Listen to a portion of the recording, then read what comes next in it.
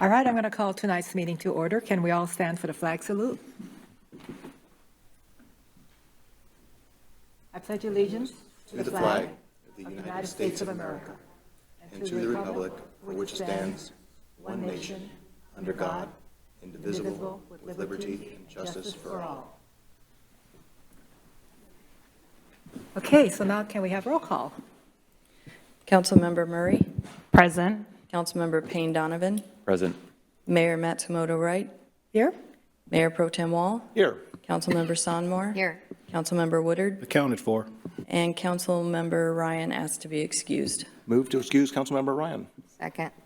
It's been moved and seconded. All in favor? Aye. All opposed? He is excused. And next, do we have any late changes to the agenda? We don't, Mayor. Thank you. Thank you very much. And so, next is public comment. Do we have any public comments signed up? People signed up?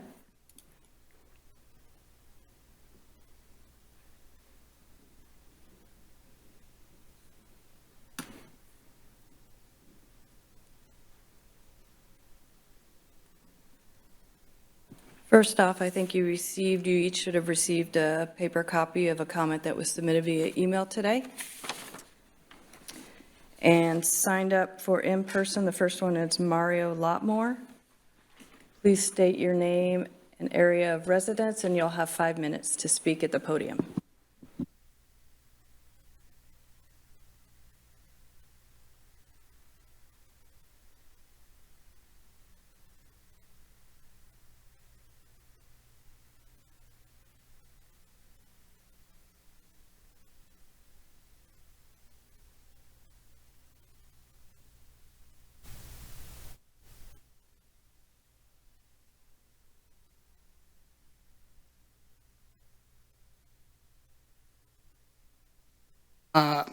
Honor Councilman Steve Woodard. So Steve Woodard is our 2023 Person of the Year for Lynnwood Times. Steve, everywhere I've gone, I've seen Steve. I mean, you name it, from food banks to volunteerism to when at the Red and White banquet, honoring African Americans. I've seen him, and he is a man of service. He's a man of integrity, and I'm really, really proud to have known you, and I should just get to know you better over the years. So let me go right here. So I reached out to Dave Summers, and this is what County Executive Summers had to say. Steve Woodard is extraordinary, deserving of this award. His decades of service to public and his decades of service to the public and volunteer work for many causes have made Snohomish County a better place to live. At a time of polarization and anger, Steve remains upbeat and positive, making a real difference in people's lives. He is the essence of a good man, and I couldn't be more proud to call him a friend. Now, I also know that you're one of the vice presidents at the Volunteers of America, so we reached out to Brian Smith, who is the CEO of Volunteers of America, and he says, there is no one more qualified to receive this honor. Mr. Woodard is a natural leader with a heart of service. We are blessed to have him here at Volunteers of America of Western Washington, and I am proud to call him my friend.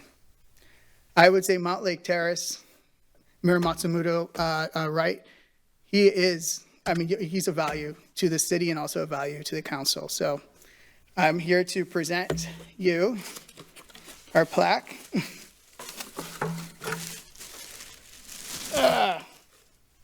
And it says, Lynnwood Times Person of the Year, presented to Dr. Steve Woodard for your outstanding achievements, ongoing community service, and unrivaled contributions to the residents of Snohomish County.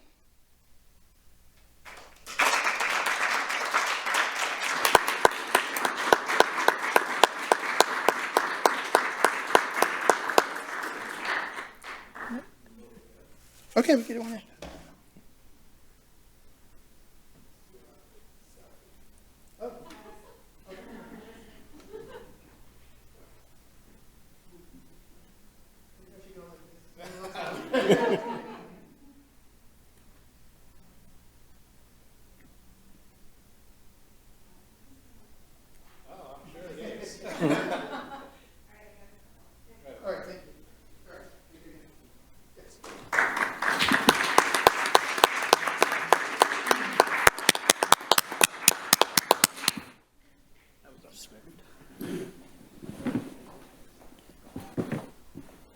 Next, we have Lana Dean. Please state your area of residence, and you'll have 5 minutes to speak. And you can tip the microphone down toward you. My name is Lana Dean, and I've lived in Mountlake Terrace for my whole life, and I wanted to talk about Palestine. I think that we should have a ceasefire for Palestine because of a lot of reasons, and mainly because there are children and infants and very young people who are getting hurt for no reason at all, and because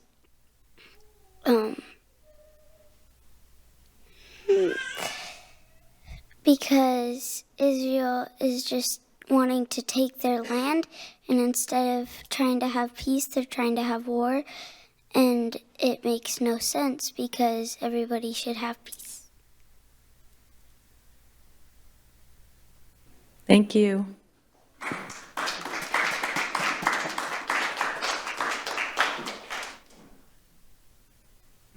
Next is Safi Dean. Please state your area of residence, and you'll have 5 minutes to speak. My name is Safi Dean. I've lived in Mountlake Terrace since I was 1. I don't know if you've ever watched Hunger Games, but there's a scene where a hospital gets bombed because Katniss Everdeen, or the Mockingjay, goes to give them hope. And that's the exact same thing that's happening in Israel right now. Hospitals are getting bombed. Buildings from generations ago are getting bombed just because Israel wants that land. And I think we should call a ceasefire so that, along with lots of other cities, including Seattle, Oakland, Chicago, Minneapolis, Detroit, Atlanta, San Francisco, and Bellingham. Thank you. Thank you.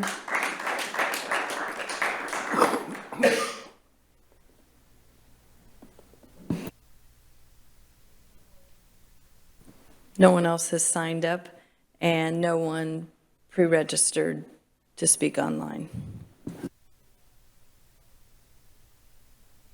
Do we ask anyone in the audience still if anyone new wants to speak that has not signed up? Is there anyone in the audience who'd like to make a comment who has not signed up? There are none.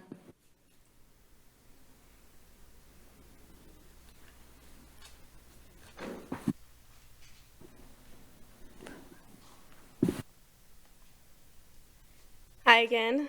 My name is Sabora Dean. I know most of you already.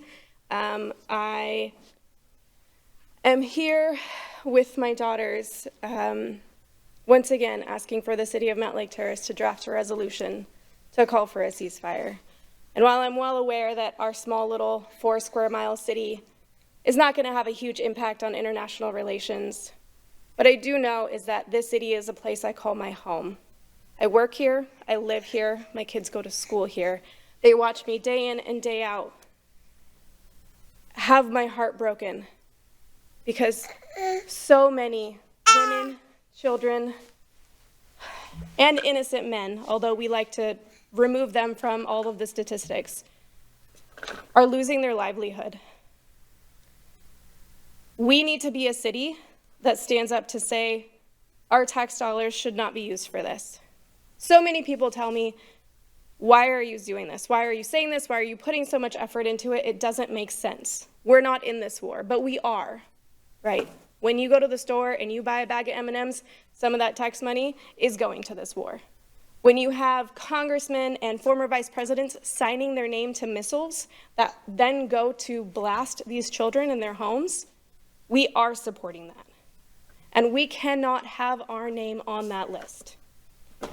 I have emailed council members, I have showed up here in person, I have zoomed in on council meetings, repeatedly asking for a response, and I have not gotten any to this point. I know I'm not alone. 70% of the voting population in this country supports a ceasefire. Simultaneously, 70% of the people that are losing their lives are women and children. The amount of resistance fighters that have lost their lives because of this bombing by Israel, I think is about 6 or 7%. And so if anybody can still stand and not call this a genocide, then I think that we need to have a conversation with them. But at the end of the day, we cannot have our name backing something so atrocious. Multiple times I have come across this question: what you're doing now in the face of what will be written as history is what you would have done during the Holocaust, during the times of slavery, during all of these atrocious things that have happened in our history. We're supposed to learn from it. The more cities that can be added to this list of resolutions calling for ceasefire, eventually we will get to a point where it cannot be ignored. But our voice can be a powerful one. It can be one that snowballs into more and more. And I stand here, my children stand here, my family friend is here with us, who is half Palestinian and has also been spending so much of her time and energy to help us have our voices be heard and stop feeling like brown and black voices are not ones that are as important. So once again, I ask for a response to this comment, for our city to draft a resolution to call for a ceasefire. At this point, it's not even controversial, but I will tell you that more than 10,000 more people have lost their lives since the last time I was here asking for our city to draft a resolution. So perhaps ask yourself, what is that magic number? What is that number that will say, yes, okay, now it's time to say we need to stop killing innocent people, demolishing their homes, their businesses, their livelihood, and driving them out of the land that they have been in for generations. I thank you for your time.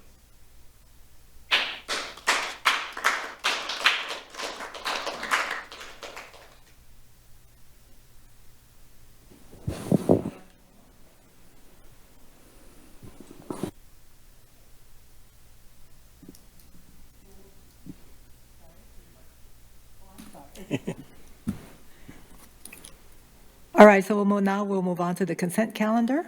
Mayor Pro Tem. Thank you, Madam Mayor. Move to approve the consent calendar items A, B, and C. Second. It's been moved and seconded. All in favor? Aye. Aye. All opposed? Consent calendar has been approved. And next is the proclamation for Ramadan. We're going to have Councilmember Aaron Murray read that. You want to read it down there, and then for the guests that are here to receive it, please come up and stand next to her.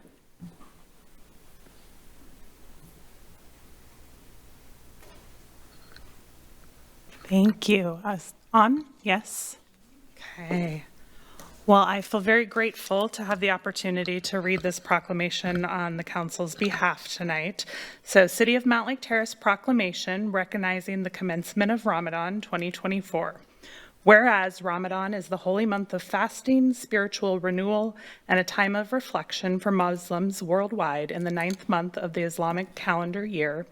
And whereas Ramadan lasts 29 to 30 days based on the timing of the crescent moon. And whereas Ramadan is regarded as a time for increased awareness and giving to the global poor, sick, and hungry, and bridging of differences between people over a shared commitment to faith. And whereas Mountlake Terrace Muslims join Muslims from across America and around the world fasting each day from the break of dawn to sunset. And whereas the daily breaking of fast called iftar at sunset is often celebrated with family and community, and whereas the end of Ramadan is commemorated by Eid al-Fitr, which translates to Festival of Breaking the Fast, a joyous occasion marked by sharing sweets, gifts, and good tidings, and whereas Ramadan reminds us that Islam has always been a part of America and Muslims have made extraordinary contributions to our country, and whereas the City of Mountlake Terrace is home to a thriving Muslim community. Now, therefore, Kyoko Matsumoto Wright, Mayor of the City of Mountlake Terrace, on behalf of the City Council, does hereby recognize the upcoming commencement of Ramadan, signed the 7th day of March, 2024, Mayor Matsumoto Wright. And we have with us this evening from our local mosque, the Imam there, Omar Holdridge, and would love to give him the opportunity to speak if you'd like to say a few words. Thank you so much. Thank you, Council. Thank you, Mayor. We're very excited for this. We're very happy and grateful for this important recognition. It is a recognition of the continuation of a 300-year history of Islam in America. It can be said with confidence that Islam is as American as cherry pie. Though visitors to our mosque may think that it looks more like a United Nations meeting, our constituency represents the evolving face of the American landscape. Our Prophet Muhammad, peace be upon him, tells us not to diminish or leave any neighborly favor undone, and so we're looking forward to exchanging good favor with our neighbors and community in a widened fashion. It is authentically narrated from the Prophet that he was the most generous of all people, and his generosity was at its highest point during the month of Ramadan. For us, Ramadan is a month of struggle against one's worldly desires, a struggle which inculcates generosity, good character, and love for God. It is a month of outward practice and deep spiritual evolution, a month where individual development meets community engagement. As many as may know, part of the worship of Ramadan is that we are abstaining from food and drink during the daytime, and we have the fortune and the favor to be able to engage in food and drink in the evening. But it is also a month that feeling the pains of this hunger or the thirst reminds us of people who are also feeling these pains around the world, and they are not able to break their fast during the evening. So it also is a month in which we are reminded to try to bring restorative justice to people who have had their rights usurped, and to bring peace to the world. We hope the city and Mountlake Terrace and the Mountlake Terrace community will benefit from our generosity as we hope to continue to benefit from yours. Thank you. Thank you so much.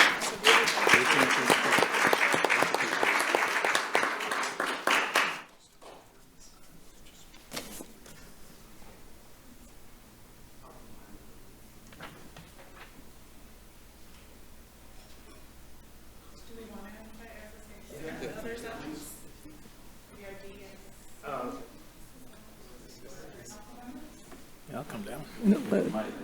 My mic was still on.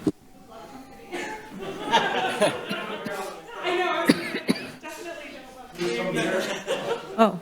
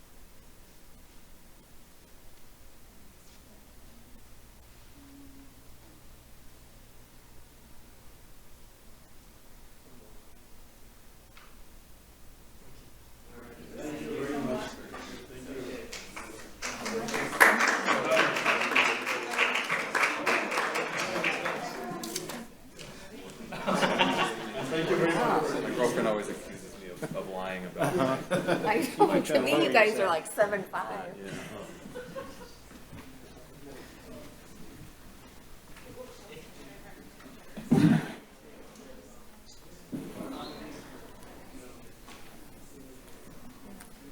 All right, I see that our Sound Transit people, you know you're next. So we're going to have now a presentation on Sound Transit Lynnwood Link extension.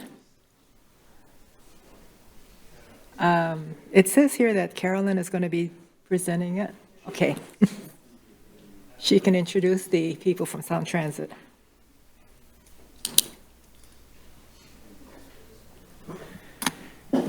Good evening, Mayor and City Council. Wanted to introduce our partners at Sound Transit tonight. We have Randy Harlow, Josh Pedagas, and Eric Ashley Finke, thank you. And they are going to give you an update on what's going on with Link Light Rail and Mountlake Terrace in the region.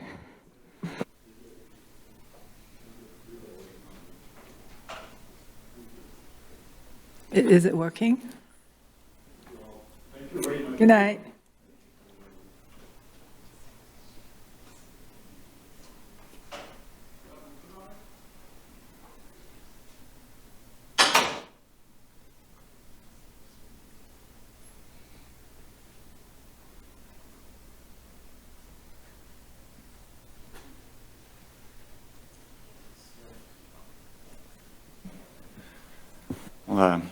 Good evening, Ms. Mayor and members of the council.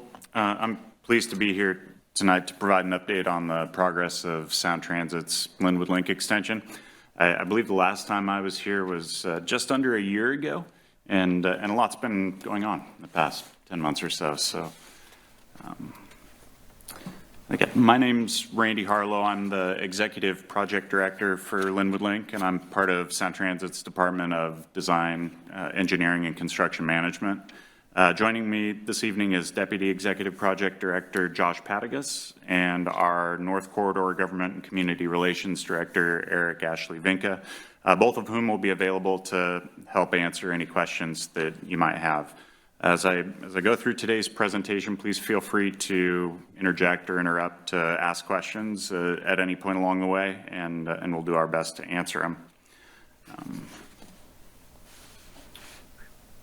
So this evening, I'd like to provide a brief overview of Lynnwood Link, talk a bit about our ongoing engagement with project stakeholders, give a quick status report on the construction progress on the project with a focus on elements within the city.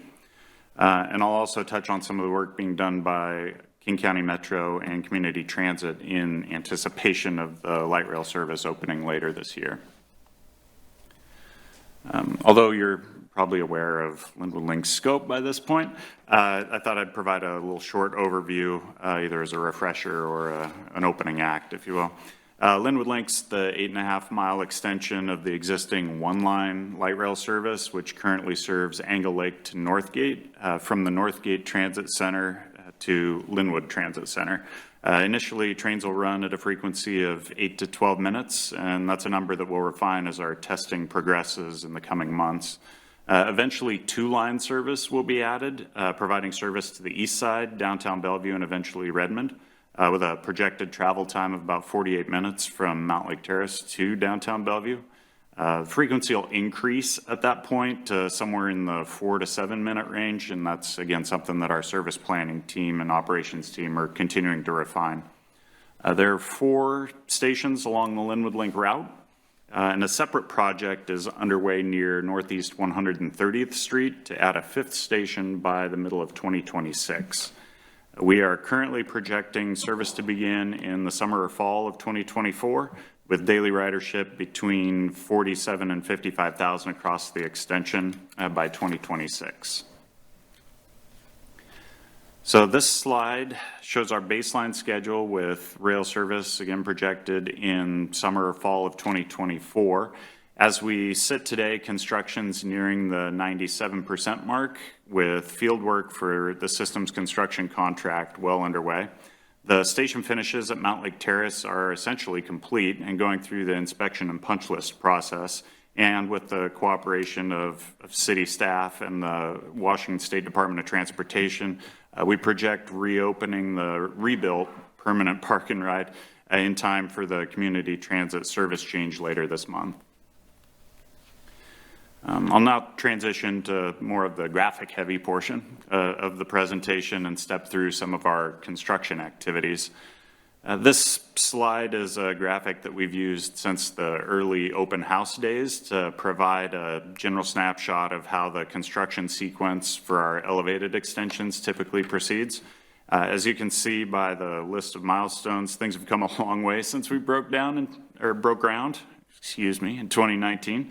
Despite some of the headwinds that we've faced between the pandemic's new normal and the concrete strike in the first quarter of 2022, we've shifted into the final stages of this graphic, and we're in full swing testing our rail and traction power systems. And at this stage, we're nearing completion of most of the physical elements, and we're into that testing stage. This slide shows the systems work that's underway. On the left are the overhead catenary system, or OCS, poles and electrical cables that provide power to the trains once in operation. These cables were energized last fall, bringing the electrical service provided through Seattle City Light and Snohomish PUD through our traction power substations to the trains. The center photograph shows a member of the crews installing one of the wayside communications devices that forms a portion of the signaling system, and that's the system that allows us to detect where trains are on the alignment at any point in time and activate rail switches. On the right is a photograph of one of our communications panels where the fiber optic and copper communications that link the system together are being connected and tested. These two photographs here show one of our test trains at Mountlake Terrace station on the right and just north of the station on the left. So far, our testing has gone fairly well with only minor adjustments on the overhead catenary lines and no showstoppers. We do have a lot of testing left to go, however, so I guess I'll find some wood to knock on. With this slide, I'm going to turn our focus specifically to the station site. This schematic rendering that I know you've seen before shows the station area in kind of gray superimposed over a site plan of the park and ride lot. The future Gateway Plaza site that's being constructed by the city in the future, it's highlighted in orange, and the existing parking garage is visible in the top right of the screen. Veterans Memorial Park is in the lower right, and the current interim park and ride can be seen at the bottom center.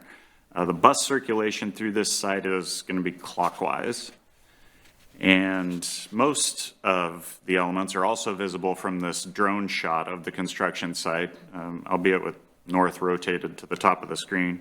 You can see the park and ride practically complete, with just a few more details to nail down prior to transitioning from the current interim location just up the hill that's visible in the lower portion of this photo.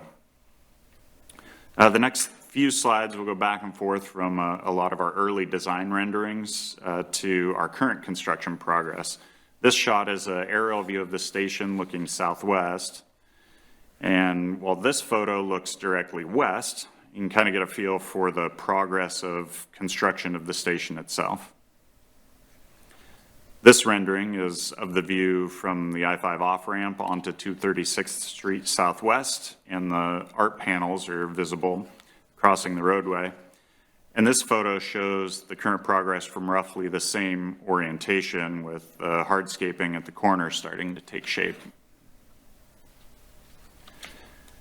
This rendering shows a view of the platform looking due north. You can see the blue metal paneling enclosing the guideway, the glazed overhanging canopy, and center wayfinding kiosk, as well as the tactile warning tiles along the edge of the platform. And here you can see the current state of those same elements, albeit without a light rail vehicle. The dynamic passenger information sign is visible here, and it's ready and waiting to display the time of the next train. This rendering shows the north station lobby with the stair and escalator visible on the left and ticket vending kiosks in the background. And this shows the current progress of the same area with punch list work underway. And you can see the Orca card readers and a ticket vending machine barely visible there in the background as well. This rendering is of the south lobby on the south side of 236 at street level. It shows many of those same elements. And this photo shows you the current progress of the lobby with cleanup work underway here as well. And as the focus has shifted to activation of the system, testing and certification has become our key activity. In the coming months, we'll start making sure that our operators are familiar with the new extension of the operating alignment, as well as getting in runtime with simulated service to ensure that the system is safe for our public passengers when we eventually get into revenue service operations. The next couple of slides will give a brief and very high-level overview of some of the changes that our bus operating partners have planned as we activate light rail in Mountlake Terrace. I do want to note that I am far from an authority on bus service plans, many of which are still being finalized. So I might not be able to answer all of the questions about the changes in intimate detail. That said, I'll try to do my best to give you a feel for what King County Metro and Community Transit have planned for later this year. This slide shows some of the planning work to integrate King County Metro bus service with the new rail transit line. Discussions with both KC Metro and Community Transit have been ongoing for more than a year, with public outreach and engagement leading to a final network proposal that's pending action by King County Council later this month. As you can see from the statistics shown, the county's looking to adapt to the changes of a post-COVID commute, increasing the span of service time-wise and improving east-west connectivity to our north-south light rail line. The county's website includes the graphic you see here in a format that allows web visitors to zoom in on the details. And so I'd encourage you to visit that link that's shown here if it's of interest, because I know that's really tough to read, especially on a screen. So shifting here to Community Transit, this slide is also pretty busy, but it does give you an appreciation for the work that's being done by Community Transit. Like King County Metro, Community Transit is interconnecting the communities and neighborhoods east and west to the light rail spine, if you will, that runs north and south. That includes expanded Swift Blue Line service.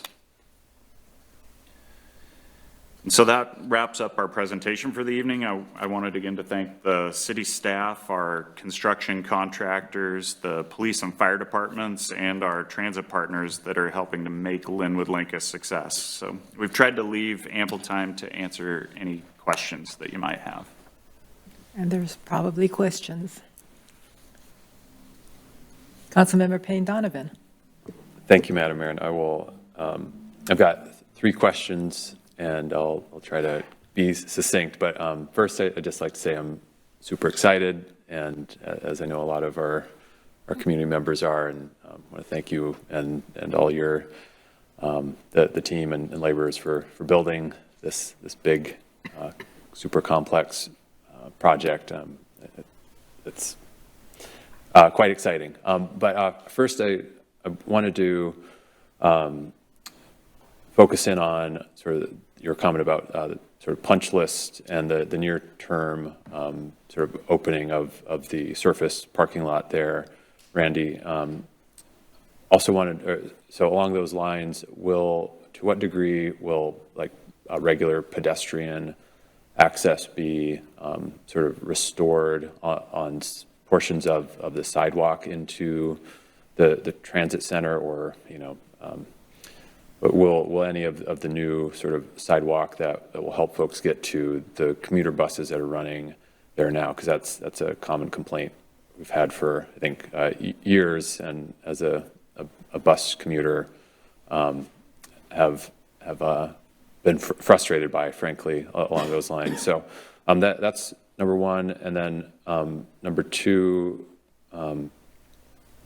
guess when might we know an opening date? So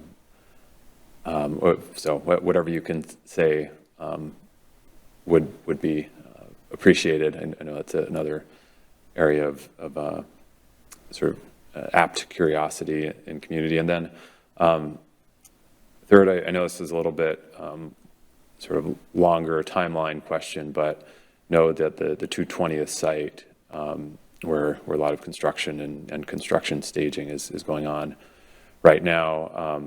Just wondering what you can share with us about plans for that site, and you know, as you know, an infill station is probably not on any sort of current plans, I think it would be helpful for us as council, but also community and our,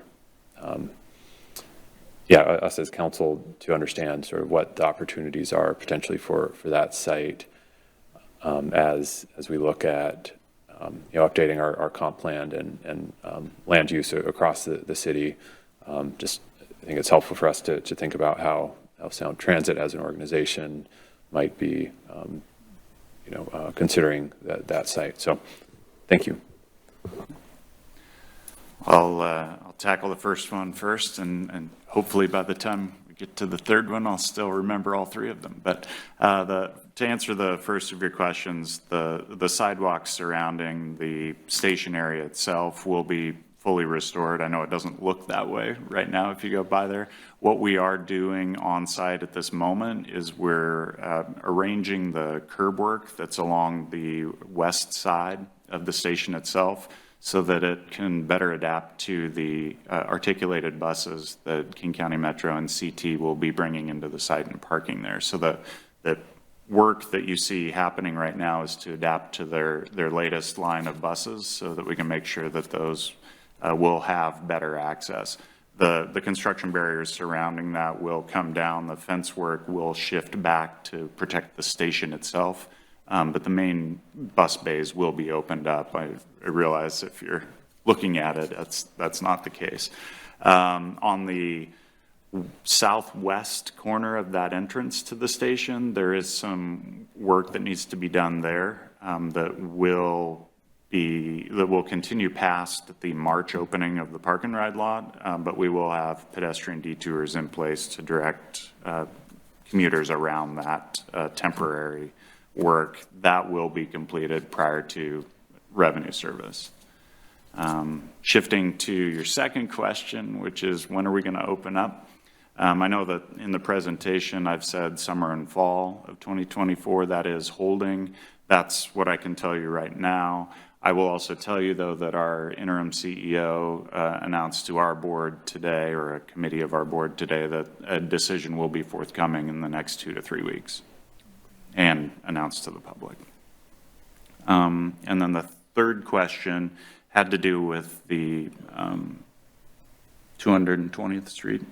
Would you like to talk about that? This one's all you. Oh, okay. So the provisional station at 220th, as you noted, is not currently in any of the ballot measures for delivery. We do have the Melody Hill site as part of the acquisitions that we made to support staging areas on Lynnwood Link. We are projecting to hold that site in Sound Transit ownership in anticipation of that provisional area, of that provisional station being built at some point. We'd rather not surplus or sell the property and then only find ourselves trying to buy it back at some point in the future. That's our current plan. The construction of that provisional site will require another Sound Transit enabling ballot measure past the ST31 that's currently in place, that's building out things like Everett Link and Tacoma Link. So just if you can talk to Eric about the planning and our PEPD team about setting up for a future ballot measure, that would be the best way to kind of further the 220th site as we move ahead. Hopefully that answered your questions. Very well That done. was my question. Councilmember Sonmore? I was just going to say, in your link in your presentation, you're advertising that you expect it to open September 2024. So now you're saying that it could be later in the fall time? Without stealing too much of the CEO's thunder in a future announcement, I don't personally project that it'll go past the date that's advertised there. Good to know. Thank you. It's safe to say as well, this has been said publicly, is there's a real effort for us to open this in conjunction with the Community Transit's Fall Service Plan. We know that takes place Labor Day weekend. And so that is a target that's out there, and we hope to have something more solid here in the next couple of weeks. I think the exciting thing is this likely the last time we'll be in front of you talking about this before revenue service. We'll come back happily in a few months if you'd like to have us again, but this thing is real and it's going to be opening very soon. So we're all excited. Councilmember Murray? Thank you, Mayor, and thank you, all three of you, for being here and for all of the work. I definitely, the first time I saw one of the trains like on the track in our neighborhood, I did a very excited little, I did my own little celebration. So as I was sitting in traffic on I-5 going south. So very, very excited, looking forward to the announcement of the opening date for service, as I know our community is as well. I think Councilmember Payne Donovan asked most of my questions, but I did want to follow up on the question about the 220th Street. And I'd be curious just generally for land that Sound Transit is holding, since there is not an imminent plan. And I would be very supportive of us, having conversation about what we can do to help support a plan, around a station at 220th. But I'd be curious to know for land that Sound Transit maintains but is not actively using, or maybe is actively using but is not being used for, building a location. I'd be curious if you have examples of what the uses of those lands are. Well, in the interim condition, our current permit for utilization of the land does not allow us to perform industrial type things on that property.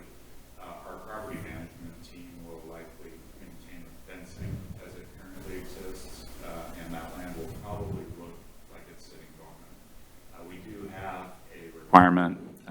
We do have a requirement to complete some street improvements adjacent to the site to eliminate things like the large ramp that's going in there now to allow our construction vehicles to enter and egress.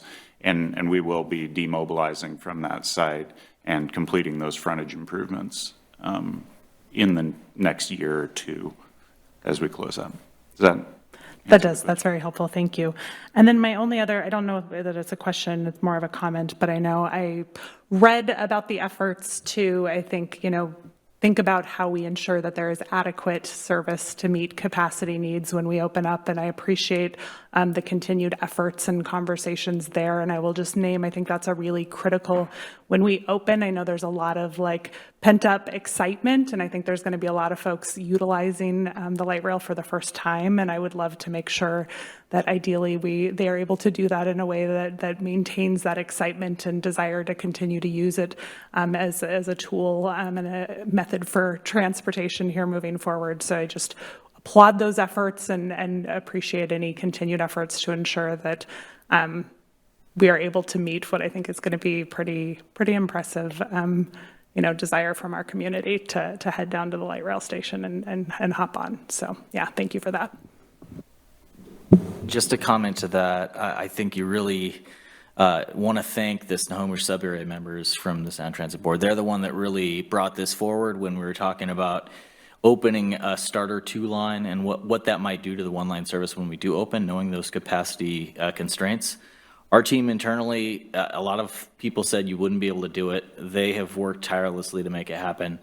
It's still, we're going to have some pitfalls, I'm sure, when we do this, because we're going to be servicing more trains than we're currently capable of.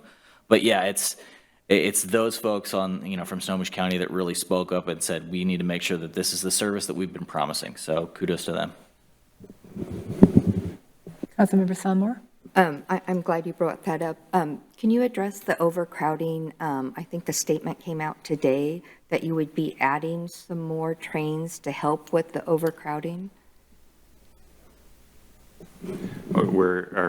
Our rail fleet management team is actively looking at ways that we can augment the number of trains that'll be available at the point in time where Lynnwood Link's 1 line opens.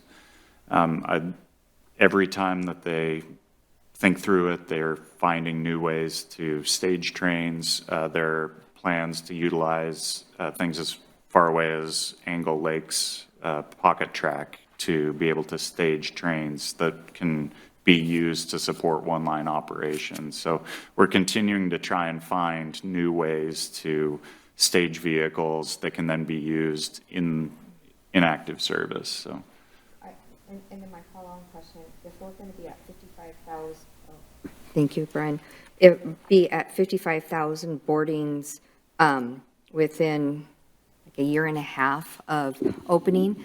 How many trains is that? And is it speculating that people will be standing? I mean, how many people can fit in a car? And how do we calculate the 55,000 people to accommodate them to make sure there's enough?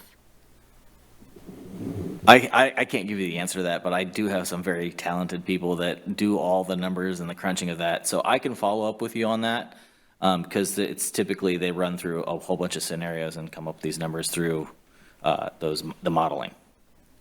It's probably good to flag that those numbers that I put up at the beginning that go through project 2026 do assume that the 2-line is active as well. So the overcrowding that you're talking about is anticipated only while the 1-line is the run. So you won't have quite as much demand initially for users that would want to go to the east side. Those users won't be trying to board and access that way. So that number, if for some reason 2-line projects past 2026, which right now isn't in the cards, it is expected to be active within the next year and a half, those numbers will be shorter or less because you won't have quite the demand going. The number of boardings is like Eric said, it's not an exact science and depends a lot upon the urban growth of not just Mountlake Terrace, but the entire region, in order to understand how many riders are coming, where they'll be going, what modes they'll be using to get there. And it's, as you said, we can dive through it, but we're not the right ones to tell you off the top of our heads. And I'm glad you brought that up too, because the way the legislators are telling us how to build along the light rail, I'm wondering how you will sustain all that growth if there's only so many trains and so many routes. And so I think that's something that would have to be looked at as well, because those numbers, like you said, could well adjust if we add, I mean, it's going up like crazy, and how many units are going to be built along the light rail? Will it be able to house all the needs and wants? And then my other question was, how many parking stalls, again, do we have at Mountlake Terrace? Because I thought last time we talked about it, it would anticipate 5,000 people within the next year and a half having to be without a car. So they'd either be being dropped off, they'd have to walk, they'd have to bike. And I was just wondering again, what is our capacity overall with our parking in that area? Well, since Josh had to remind me last time I was here, I'm going to ask him to chime in with the number of stalls there.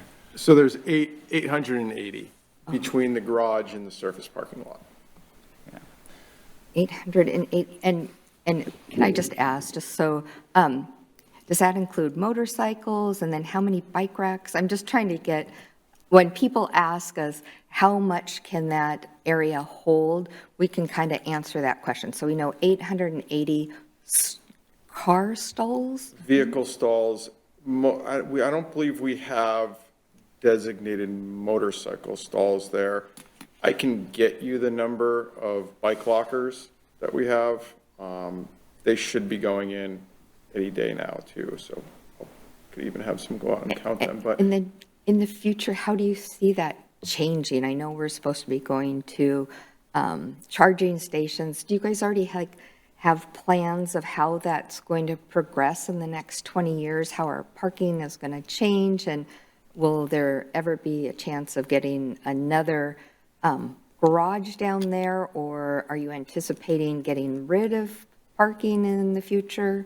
I don't know how it's going to be dictated to us in the future or dictated to all of us in the future, but I'm just wondering, I'm sure you guys have thought about futuristic plans of what could change. well, currently, I believe there's 20 electric charging stations that there were roughly 20 to begin with before we moved in 19. Those got moved down to the lower level. So if you went to the bottom level to the south end of the garage, those are now relocated down there. As far as the garage isn't going anywhere, there's active there's active discussions right now between Sound Transit and WashDOT to where Sound Transit will most likely be procuring that entire site from WashDOT. So our facilities operations group and our real properties group are dealing with that directly with WashDOT. It's not directly tied to our extension, the Lynnwood Link extension, so it's going to be a separate procurement via WashDOT. That is projected 1 to 2 years, two large agencies working together. So there, but that will eventually be under our control as well. As far as extending it or adding onto it, I don't know of any current plans for that, but it's not going anywhere. So we can answer that question. It'll stay there. But yeah, as far as for future growth, maybe the 220th station. Yeah. And then I just want to thank you for being here, and thank you for your patience with the board and all the different things that you've gone through and all the different areas that we've had to look at. I know this is a big undertaking, and hopefully we're changing the future, so thank you. Yeah, I think I'd personally be remiss if I didn't thank the staff. They're being asked to do so much with, such a short amount of time. And this is a mega project. And so we come in and we're trying to make this very, this big vision of what this is going to look like, what we're going to be, how we're going to be getting people to and from in 20 years. And the city staff is here doing that today. And we give them a lot of stuff to turn around in a really quick amount of time. And so we're appreciative of that. If we keep our foot on the gas pedal between now and, later this year, we'll be opening this thing and celebrating in no time. And I'm sorry, I just have to ask, since I'm a safety person, we've heard things in the news just in the last couple of weeks that scare a lot of people. When you're especially opening the new Lynnwood, are there going to be additional patrols in the cars or something to help people feel a little bit safer? Have you increased security with the nuances that's not new, but things that are going on?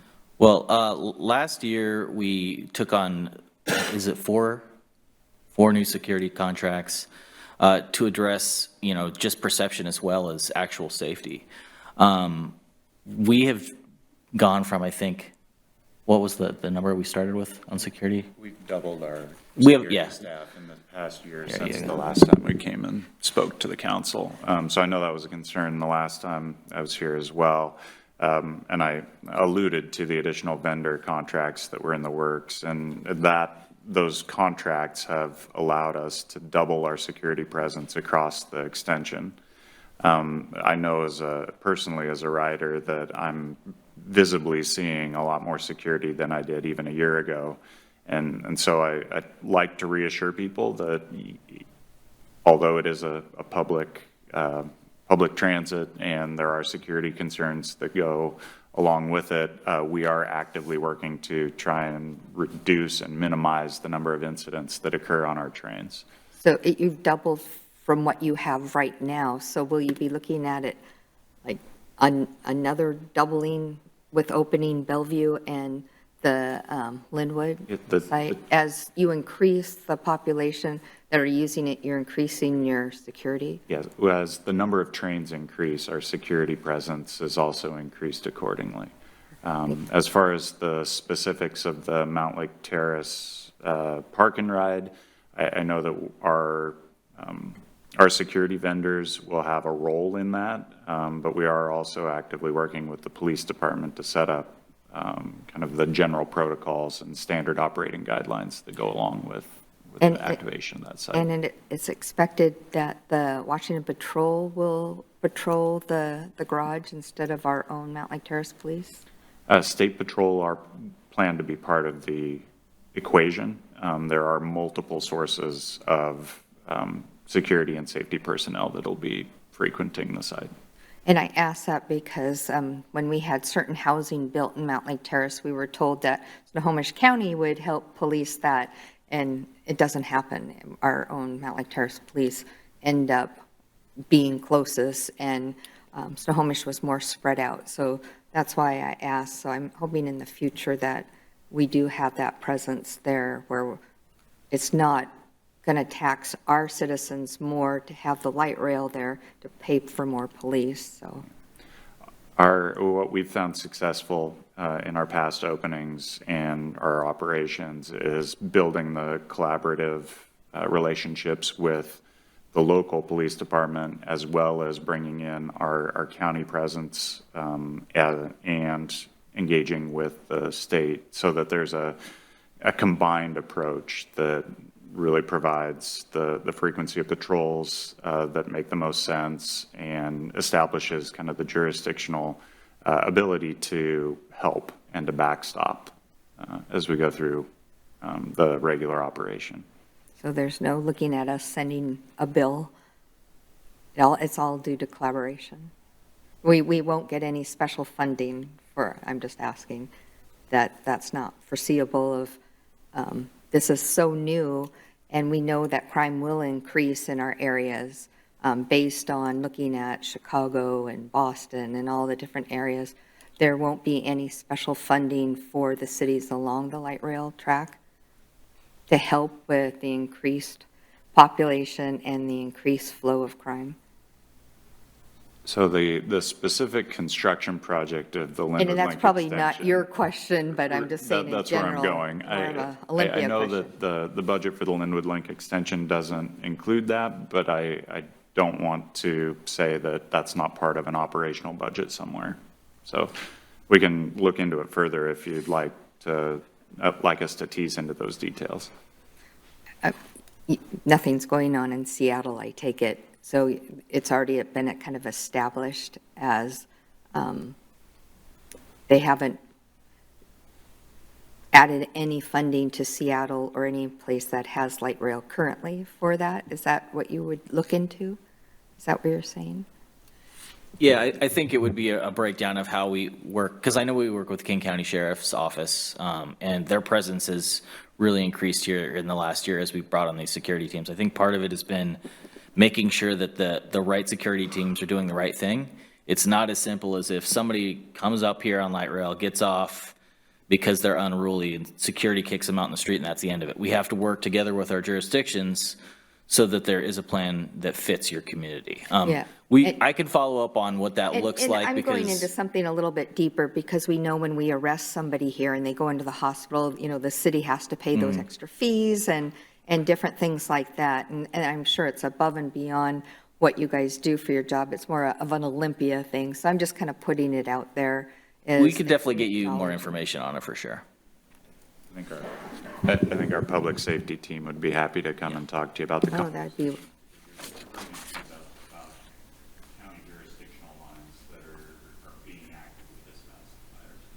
Oh, that would be good. Thank you. Did you want to go next? Anybody else? No. Mayor Pro Tem? Thank you, Madam Mayor. Well, first of all, we are so excited to welcome Sound Transit to Snohomish County. And as the first stop in Snohomish County, we would love to work together to appropriately celebrate that, that opening. And so we'll look forward, when we do have that opening day, look forward to working together and figuring out what we can do to help Sound Transit celebrate being here in Snohomish County and Mountlake Terrace. So let's keep working and talking about that. I also do want to echo what others have said. I think there is solid support for another station at 220th. I heard you say a fifth station possibly in 2026. I'm like, 220th, right? Oh, wow. But let's be sure to work together as future ballot measures start to take place to look at opening 220th, and also potentially it may be necessary to have additional parking capacity at the current station. And so if that's, potentially an additional garage, maybe a public-private partnership, using some airspace for some affordable housing would be nice. So we look forward to just kind of working, collaborating on figuring out what the next steps are once we celebrate the opening this late summer, early fall. Councilmember Woodard?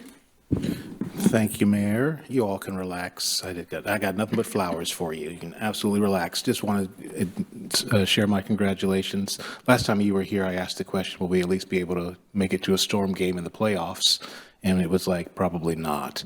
So to know that we may actually be up and running before the season starts is absolutely outstanding. Congratulations. I worked with an organization that also saw the ball and the goal line way out there, and all of a sudden it was behind us. And so in that regard, it probably has a feel of that for you all as well. Again, just congratulations.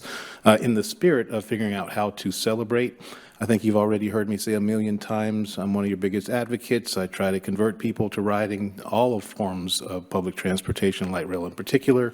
Many people have followed me and taken their own path into the system and realize how awesome it is, which is just a way to peel back and say, now that you actually find yourself in the middle of an amazing opportunity to show how awesome this line is, my only hesitation is that it's pulling money, my suggestion is going to pull money away from us, but it's going to put people back on the line. So I'm looking at the bigger picture, which is I would encourage you to have these 4 specific VIPs at whatever station. I'm going to recommend you start us at Lynnwood and make their way all the way through Shoreline, definitely stopping here at Mountlake Terrace. And those 4 VIPs would be Blitz and Boom, Doppler, and the Mariner Moose.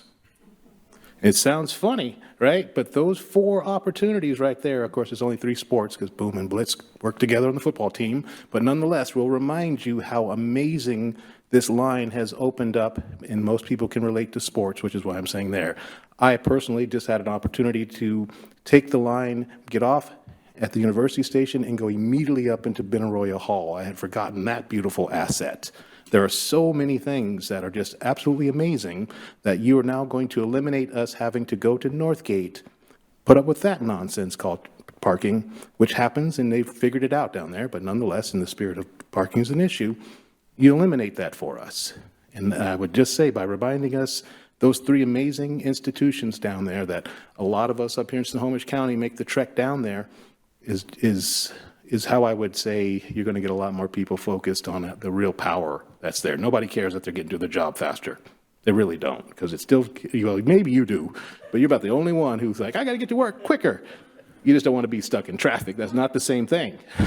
I'm just suggesting, reminding people the joys that this line is going to bring would be my suggestion. But again, really just bringing flowers to you all. Congratulations, knock wood, of course, and all that good stuff. But to be this close is absolutely amazing. And I'm aware you cut off at least 5 months of that timeline. So congrats. Well, I thank you for that. I will also say that also happening at the same time as the Lynnwood Link opening, the University Street station will be changing its name to Symphony Station. So. We'll be opening the what station? Oh, okay. I will just say that makes way more sense. Yeah, because I mean, I genuinely forgot that it literally ends in Benaroya Hall, so it makes perfect sense. And then you've adjusted it by making sure, stay on if you're going to the university. I think that's hilarious. Right? I mean, hey, you're smarter than this. Stay on the train. That's what I hear every time. But nonetheless, I'm happy to hear that changes have coming. Because the Husky Stadium station is the University of Washington station, right? Okay.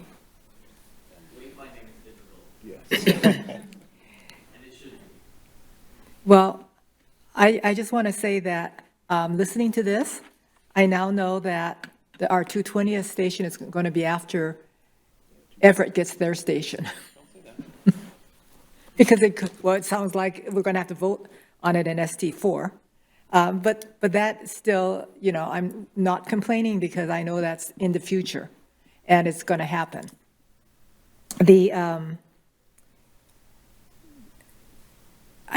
We really need to talk with Metro and Community Transit for some of the bus routes. And I know they're working on it, but I think they're working on it in Lynnwood a lot more than they're working on it for Mountlake Terrace, because I don't see the bus routes that are going to take care of certain areas. And And so that's going to be eliminating a lot of people needing to drive and park. And then we're going to probably have a lot of use of Uber and Lyft and so forth. So I just wanted to also say that when I first got on the Planning Commission 20 years ago and onto the council, 10 years waiting for a light rail looked like it was a lifetime away, and it was never going to happen. And now it's going to happen. It's this year. So I don't know, 10 years went so fast because we've been working on this for this whole time, every single inch of the way. I do remember what someone said to me about the light rail system. After the Madonna concert, you got to know what concerts are coming into town. They didn't run light rail late. So I bet you guys got enough phone calls on that one. Oh, yes. Yeah, I can say that we ran the Sounder train up north because of some people that are in Snohomish County reaching out to me and saying, hey, what's the deal with this? And after looking into it, I mean, it wasn't something planned. We said, let's do it. I mean, I can tell you that we definitely looked at Madonna. We look at all the big concerts that come through, and oftentimes it's a matter of what else is happening and whether or not we do it. But we do look at those things that come through because we want to make those good experiences for people. It's really important. Well, I understand that quite a few people had to Uber that night, so. But anyways, so I do remember getting back to the parking, 880 cars, and the bike, the lockers. I think the last number that we heard was going to be in the 40s, 40-some. Is that going to be enough? And if it's not enough, will we be getting more bike lockers? Because we want to encourage people to bicycle and so forth to light rail, if at all possible. Yeah, well, let me confirm the number, and I've actually got a little cheat sheet here. So it's 850. So 25 will be 88 stalls, 850 total stalls in the parking lot and garage combined. And as far as the lockers, they're at the north end of the station platform, right by where you would go down into the bottom of the garage. And this is a schematic here, but it is, there's quite a few packed in there, but I'll get you the exact number. We could follow up on that. And will there be any of the fenced off section where you can put your bikes in there? What's it called? You probably use it. It's a bike cage, and we're trying to move away from those based on some of our experiences at other stations. So the bike lockers are much better. The lockers are what we've got programmed for the space. Will people have to pay for those lockers? There is a program that allows you to reserve spots there, yeah. Okay. It's also new that, and, at first I was wondering, how would you know which one, line 1 or line 2, which one takes you to the east side and which one takes you down to the airport? And I just realized, because I just got back from DC yesterday and I rode the metro, it's the end of the line that's on there. But Seattle people don't know that because we don't have a lot of, it's just Angle Lake and Northgate right now. And then there's only one choice. You can't miss. But now that we're going to give them a choice, they have to start looking at the end of the line. And our teams are working on educational outreach for ridership that will go along with the activation of the 2 line. It won't be a flip the switch and expect everyone to automatically understand it. Well, there'll be some outreach that goes into it. I can see people thinking they're going to the airport and they're going to end up in Bellevue. Yeah. That's a possibility. It's also a possibility to change trains. Right? There's that option when you get to places like Soto. You can swap trains. And Oh, is that where you can change trains? Okay, I was wondering where that was going to be. International District, any of those along the line, you'll be able to transfer. Okay. And then when Ballard comes in, that's the 3 line. Oh, no. So that's gonna, Well, we're gonna be sophisticated, yeah. train people by that time, I hope. All right, do we have any more questions or comments, or? I guess not. Well, thank you very much for coming. We're always wanting to know more. And now the only question that we want is to when is the ribbon cutting, so that we don't take a vacation during that time? You're first on my list. Thank you. Thank you. Okay. People have been patiently waiting out there, because next is the review, public hearing, and vote on the resolution amending building electrical-related permit fees, land use and development fees, civil engineering construction and development fees, community and economic, with our Community and Economic Development Director, Chrissy Osborne, and building official Matthew Gisley. Gisley? I hope I didn't say it that badly. Good evening, Council. Christy Osborne, Community Economic Development Director, and Matthew Gissel, who is our building official. And we're going to kind of tag team our presentation this evening to talk about our proposed amendments to our development fees. So we have 3 different development fees that we work from. We have building, electrical, and fire as part of one set of fees, and then we have civil engineering fees, which also include some public works fees for water meters and the like, and then we have our land use development fees. So we work from 3 fee schedules. The last time we were before council with the fee schedule amendments was back in 2022. And the reason why we haven't come back before you has been a few things. We were waiting for the Washington State Building Code Council to tell us what our new amendments are going to be for building and fire codes. We also had a salary survey going on, as you're aware of, and we were trying to ascertain what that was going to look like and how that was potentially going to impact fees as well. And we also have been in the process of updating all of our software for our permitting.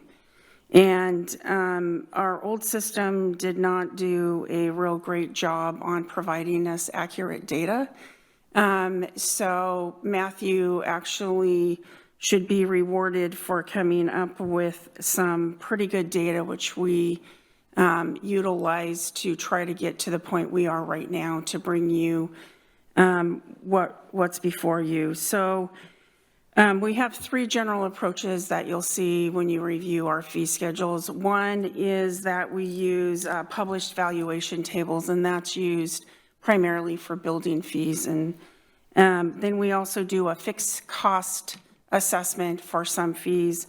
And then we do administrative kind of cost of service fees, which we use an hourly fee for. And in some cases, we have what's called a trust account. So we have a base fee, and then there's a deposit for a trust account for more complex projects. And depending on the hours used, we can pull from that trust account, or we can refund those fees to an applicant. So that's kind of how we work.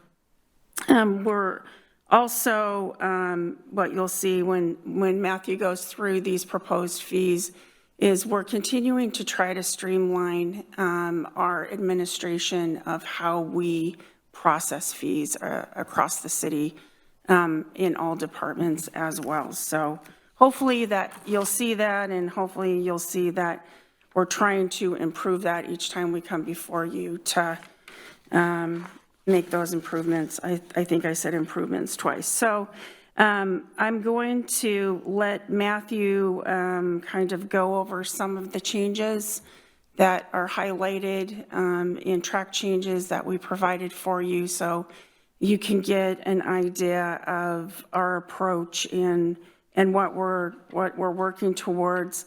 You'll see that we have continued to try to reduce fees or eliminate fees for what we call affectionately as mom and pop type permits. So folks that are property owners in the city, single family, and they're trying to do small projects. I'm trying to put a fence up. I have an outbuilding I want to do, those type of things to keep those costs as low as we possibly can. And so you'll see where we've tried to make those changes as well.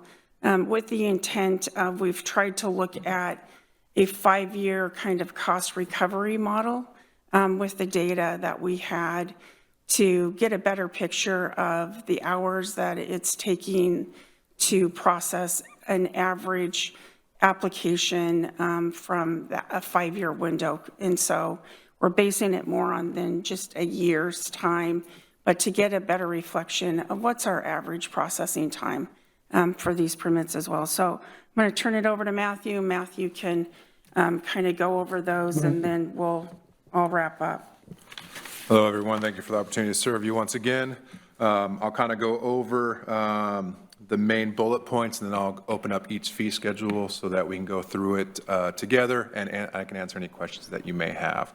So one of the first and foremost things that we adjusted was we adjusted our technology fee from 3% to 5%. One of the things that we've always heard from our public is they want to have technology help expedite the process. So by adjusting that technology fee, we're going to be able to continue to serve our public in a more efficient manner and get them the tools that our inspectors need, as well as our plan reviewers need, so that way the public can know in real time where their permit is and where it is at in the process. So we made that adjustment. Another adjustment we did is we increased our hourly rate to $200 an hour. Again, that was looking at our data. We're a big proponent of data dictates decisions. And to best serve our public moving forward, to make sure we can retain our amazing employees that we get to work with on our team, we had to make that adjustment so that way we could move forward to serve our citizens as best we are able to. We also adjusted some fees to more accurately reflect actual staff time. So some did go down and some did go up. We'll go through that when we go through each fee schedule. We don't want to charge people extra if we don't need to. So we did actually bring some down. Other ones, when we were looking at the data, we were taking a lot more time in processing them. So we wanted to make sure that we were accurately reflecting that cost. We also did as best we could to remove trust accounts. That's where someone makes a minimum payment and then also gives us trust account, which we draw from. We had enough data to demonstrate on some of them that we could just do a flat fee. We took out the high, we took out the low, and found out if we have everyone pay a medium across it, then it all flushes out, and that works much better and reduces the overall processing time, because we don't have to continue drawing from it, and then balancing the count at the end of it, which no one likes. So we also added a temporary certificate of occupancy. This is allowed by code, and we wanted a fee to accurately reflect that.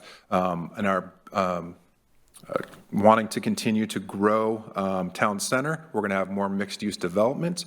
This gives them the opportunity to start bringing funds in to open up some of those units while they're still in the process of construction, as long as they can be maintained in a safe and work-like manner. But we also have to recover the costs, as it takes a lot more time on our end to make sure that they're meeting those specific benchmarks and that these developments are being maintained safe while they're in construction. So it's another tool in the toolbox, which they can utilize if they want to. We also, fees regarding failed and missing inspections have been added to help recover extra costs. We have unfortunately, some people who just never call in inspections, and then we have to spend a lot of time going in and processing those permits, making phone calls, following up.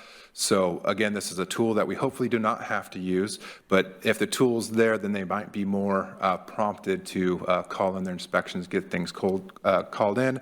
And we copied the fees actually from what was adopted by Washington State for the labor and industries when they pull electrical permits. So what we've heard from contractors is one of the excuses is, oh, well, you're not L&I, so oops, we forgot. Or, oh, we told the homeowner to call it in. So we don't think that's a great excuse. Life safety is our biggest concern. And if work is done, we want to make sure it's done in a safe manner, inspected and closed out. So that's one of the tools we're utilizing. And from that, if you had any specific questions on that, we could start going in through individual fee schedules.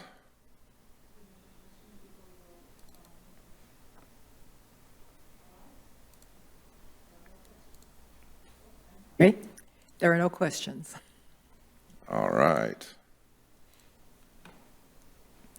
And not that one. So now, here we go. shall we open the, oh, he's going to still continue. Okay, so this is the building, electrical, and fire-related fees. I'm sorry, it's not as large as I'd like it to be. But as you can see, these will be, we're going from $155 to $200 for our hourly rate. Our technology fee is going to 5%. Our valuation fee schedules are staying the same because we do that based on legislative value from the International Code Council, and that gets updated every February. So we do not need to make any adjustments to that, as that automatically gets adjusted based on price per square foot. These sections were just moved. The state surcharge is staying the same per unit. We just moved it up to the upper section, so it's a little bit easier to interpret when people are processing and figuring out what their fees are for their project. Electrical fees, again, we just adjusted it so it more accurately reflected the amount of time it's taking for us to process the permit and do the inspections, as well as added a new one with a minor fee for small changes of adding just an outlet or a few outlets. So that way they're not taking a whole 2.5 hours. We have a 1.25 for minor adjustments.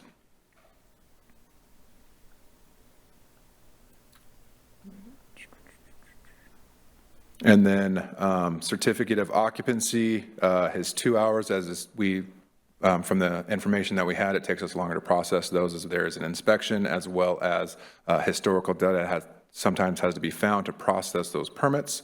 And then the temporary certificate of occupancy will be $3,000 if they would like to apply for it, and then $700 for extensions for 180 days. Again, that's where if they want to start bringing revenue in on their projects, they can do that. It's a tool that they can utilize if they want to, but to make sure that we can reflect the cost that it takes us to process and make sure that our citizens are being maintained in a safe and work-like manner when the projects are being constructed.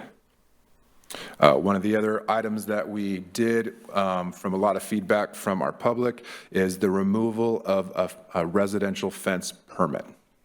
Residential fence permits, we reduced it, I think it was 2000, what was that, 2 years ago? Yeah, I think that was in 22. We reduced it to $75. We reduced it and found out with us processing it, us having inspection on site, we were not getting a cost recovery.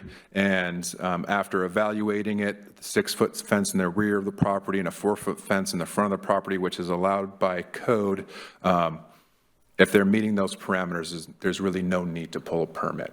We have pretty insightful public and citizens, so I think they can take a tape measure and make sure it's under 4 feet, and then we don't have any issues. And that was one of the biggest complaints that our inspectors had in the field of having to pull fence permits, how hard it was. So I think our citizens can go ahead and put in those fences, make sure that they meet our code requirements, and if not, then we can follow up and make sure that they adjust them to fit our minimum code criteria. We will still have commercial fence permits. Again, those do take more time, so we increased that to be 3 hours as those take longer to process to make sure they meet design standards, because planning has to look at it, building, and then there's also sometimes 1 or 2 inspections. Our reinstatement fee, unfortunately, sometimes people forget to call in inspections on commercial projects, and there's a lot of administrative work from our permit specialists to reinstate those permits, check inspections, make sure things are running smoothly. So we are charging 4 hours or half of the permit price, whichever is less the 2. Some of our commercial permits are drastically less than 4 hours. So to be fair with the applicant, it's whatever the less the 2 to process them. On residential, it's only 2 hours, or again, half of the permit price, depending on whichever is less of the 2. And then, as I spoke about, covering or concealing installation prior to inspection. First offense is $250, second offense is $1,000. Each offense thereafter is $2,000. When people come in and do work in City of Mountlake Terrace, if they cover up that work, it takes a lot more of our inspectors' time to make sure that that meets the minimum code criteria. We want to make sure that we're covering that amount of time, so that way we can serve our public well. And unfortunately, some of the work that have to do with red tags or work without benefit of permit, their cost was almost the same.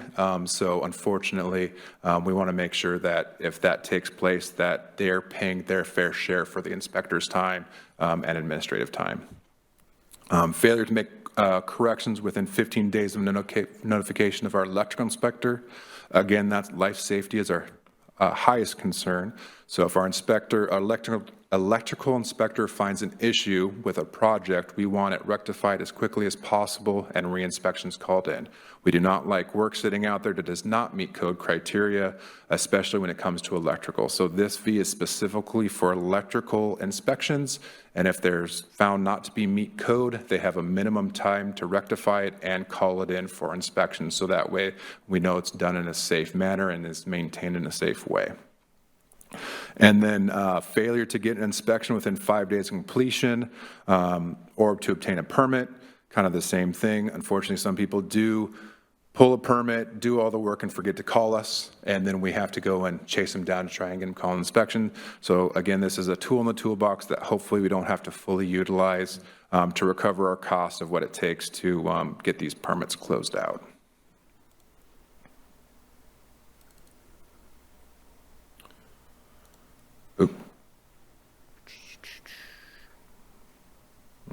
Let me try that one more time. Apologies.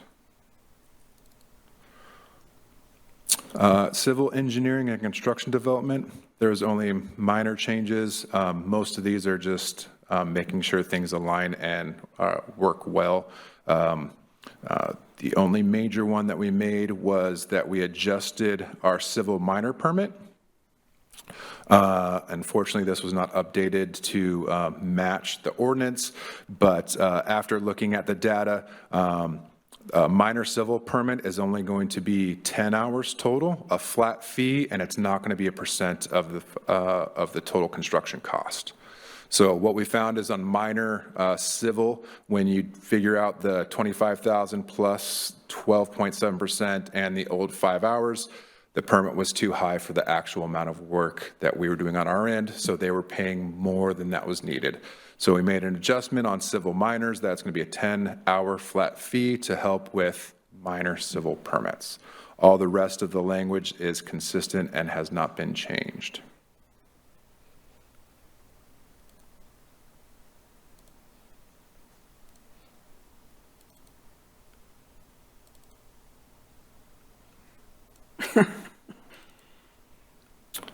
Last but not least. Fortunately, I don't think they have yours on here. Engineering. The land use is the best one. Because it works together with the building and engineering permit. Exactly, hand in hand.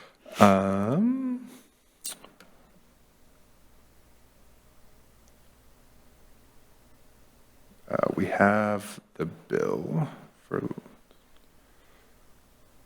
Do you have the resolution? I do not see it on here. Give us one moment while we find our planning fees.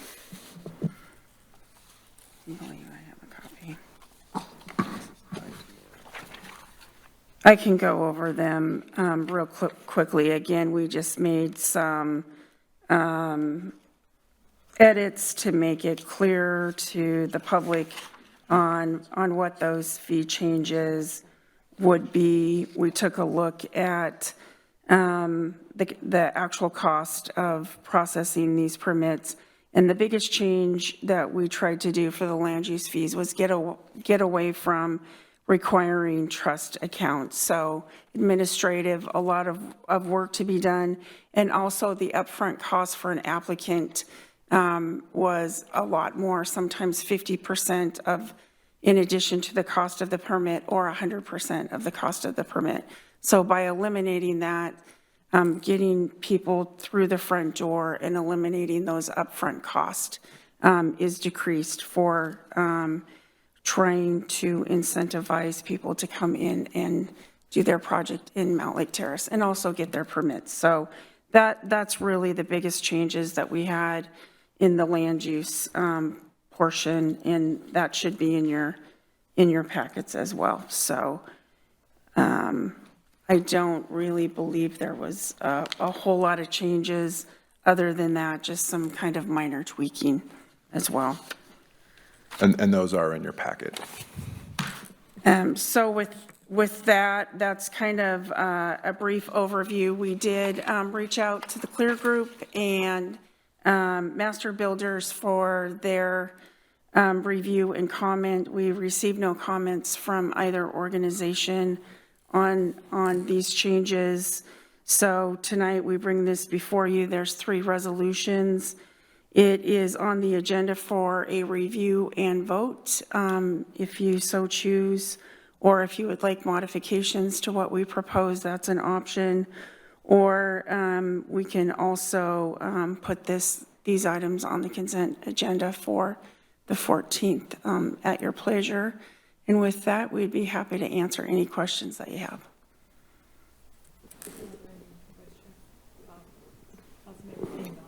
Thank you, Madam Mayor, and great presentation. I really am impressed, I think, by the whole approach, and I know that both of you have been putting a lot of work and thought into this. It's probably been years, because I know that permits, long before I ever was even on Planning Commission, I think were one of the main things that I heard about, whether it was residents or builders or fence contractors for that matter. I think it's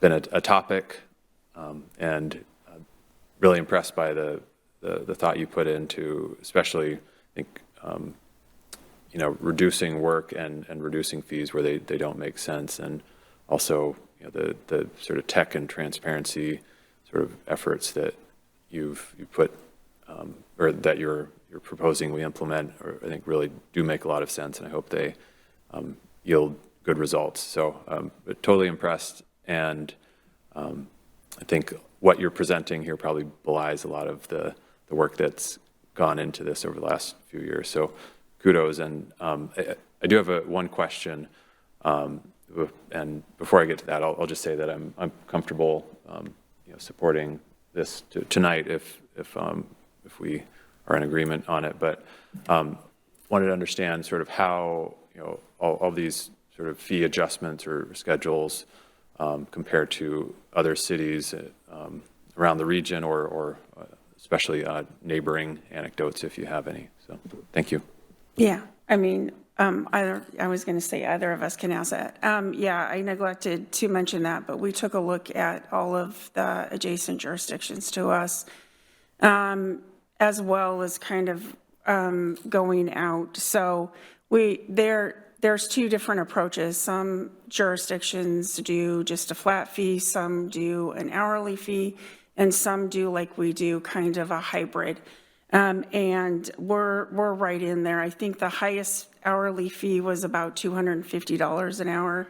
And then the lower end, I believe, was about $185 for fees. So we did take a look at those just to make sure that we're competitive and kind of in there with what our neighbors are charging. So we felt like what we're proposing is in that ballpark. Mayor, if I might, this is a public hearing item, so if we could open the public hearing and go through the list, we'll have time for council questions toward the end. Thank you, Madam Mayor. Move to open the public hearing. Second. All right, it's been moved and seconded to open the public hearing. All in favor? Aye. All opposed? Public hearing is now open. Okay, now, do we have any written comments? There were no written comments, and no one has signed up to give public testimony. All right. And no one has pre-registered either. Correct. Okay, now we can ask questions, right? All right. Councilmember Murray.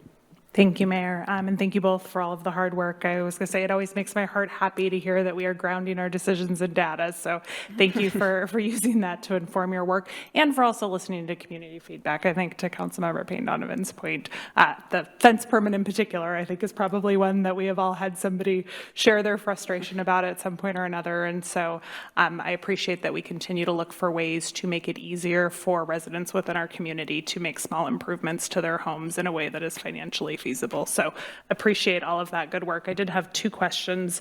One was on the temporary certificate of occupancy. I guess I'm just curious, is there any limit to the renewal of that? And I guess, is there any reason why we would want that to be a thing? I don't know enough about it to have an opinion. I'm just curious as we add that option, if that, I guess I'm curious if that's a conversation that we have had or thought about. Yeah, so it's $3,000 for the initial. Per code, they have to demonstrate how they're meeting all life safety criteria and how they will maintain in a safe and work-like manner without any overt hazards. Anyone that has applied for a TCO in the past will let you know. I say, if I let my 3-year-old go, are they going to be able to hurt themselves? If the answer is no, then I'm going to let you open. If it's we're not sure, then life safety is my biggest concern. We're not going to let you open. With that said, for them to get to that point, usually their elevators have to be fully functional, all the other criteria. So I cannot see where they're going to need more than 1 or 2 extensions as they're finishing up the final items of it. So as long as they're doing 700 for every 180 days, then there's not really a limit, because to get to them to get the safety requirements they need to for us to even allow them to have the TCO, I don't see where they would just keep going that direction, because they want to, we limit how many units they can open and operate, which is how they bring in the revenue. So they are very eager to get it wrapped up as much as possible so they can start getting people moved into those units. Super helpful context. Thank you. And then my only other question was just, I'd be curious to hear about, I think the piece that's always super important here is that our community understands what they need a permit for. And so I think particularly when we think about kind of those smaller projects and, community members who are not as familiar, with permitting and construction. So I guess I'd just be curious, like, where are we sharing this information with our community, and maybe where have we thought about, or how have we thought about conveying these changes to make sure that folks know? Yeah, we currently have an FAQ page on our website. We will be launching a new software, which we will be making sure that we have a good PR campaign, letting everyone know what's launching. And in that, we'll also let people know what permits they need to apply for, how to apply for them, and kind of, we'd like to say, give the community the blocks to be successful, so that way they know how to put them together. So making sure the public knows what they need to do and how to do it is a key for us to be successful as a whole. Love that, and appreciate that you were thinking about that already. Yeah, I think we've also, COVID kind of derailed us just a little bit, but Matthew and I have discussed several times about doing community workshops on like a Saturday where we're giving people those basic tools. And so I think that's something that we would like to do as part of our daytime job when we kind of get to this point, hopefully soon, Sound Transit and a couple other things off the books of where we can actually do that. And also, I think, always improve that information. I think the beauty of improving the software is that information as well is going to be more available to the public. So not only is the applicant going to have that information of where they're at in real time and where their permits are, but other people can look at that information in real time as well to see. So it's kind of being more public facing in all the things that we're doing, which I think will be helpful. I'm very excited about all of that, so thank you very much. Maybe a future Terrace Talk topic, so thank you. Anyone else? Okay, I guess not. So then, Mayor Pro Tem. Thank you, Madam Mayor. Move to close the public hearing. Second. So it's been moved and seconded to close the public hearing. All in favor? Aye. All opposed? So public hearing is now closed. Mayor Pro Tem. Thank you, Madam Mayor. If everybody is comfortable moving forward, then I will put a motion on the table to adopt the resolution to update the building and fire fee schedule. Second. All right. So it's been moved and seconded. We don't have to have a discussion. Ask for a discussion. Pardon? Ask if there's any discussion. Are there any discussions? Does anyone have anything to add? Okay. Then we'll call for the question. Do you want to move to adopt all three or just one at a time? I thought we were doing all three. You want all three? That would be delightful. We greatly appreciate that. Yeah, either way, I think it just needs to be explicit that we're doing all three. Time? Yeah. All right. Go ahead, Mayor Pro Tem. Thank you, Madam Mayor. I'm sorry I wasn't quite done yet.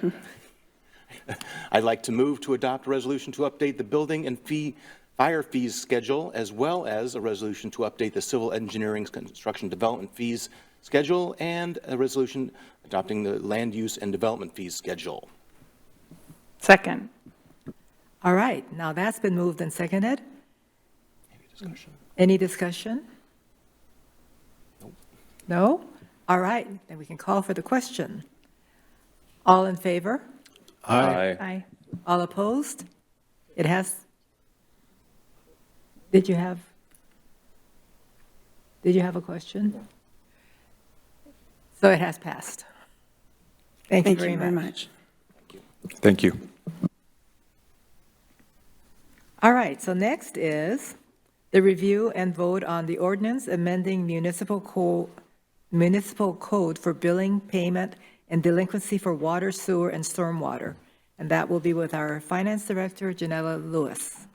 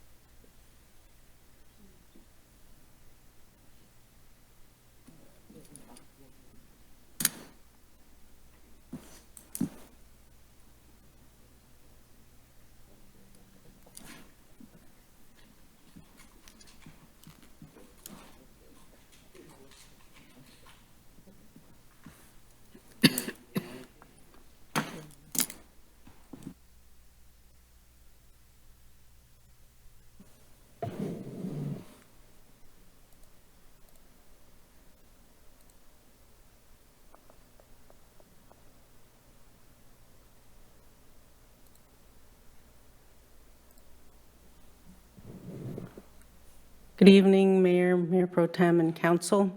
I'm Janella Lewis, Finance Director. I'm bringing this to you for the review and approval of updating the Mountlake Terrace Municipal Code 13.05.370 entitled Billing, Payment, and Delinquency for Water, Sewer, and Stormwater. It's Section C in that code, late fee charges. Right now, the code, there's a section that says an additional charge of 10% of the current charges shall be added. Is this big enough? There you go. Shall be added to any account not paid for the 31st day after the billing date. I'm adding this section, not to exceed $25 shall be added to any account not paid before the 31st day after the billing date.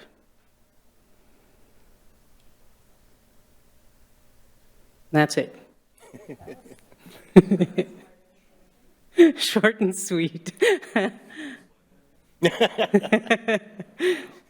Yes. Thank you, Madam Mayor. Move to adopt an ordinance to amend Mountlake Terrace Municipal Code 13.05.370, Section C, to read all charges for each utility services shall be due and payable on or before the 30th day after the billing date. Any charges not paid before the 31st day after the billing date shall be delinquent. An additional charge of 10% of the current charges not to exceed $25 shall be added to any account not paid before the 31st day after the billing date.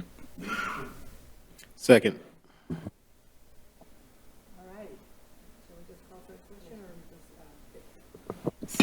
So I have to ask, were we out of compliance? What? Were we out of compliance? With this code? We've been charging this not to exceed $25. That is what we've been charging. So we're in compliance. We will be, yeah. So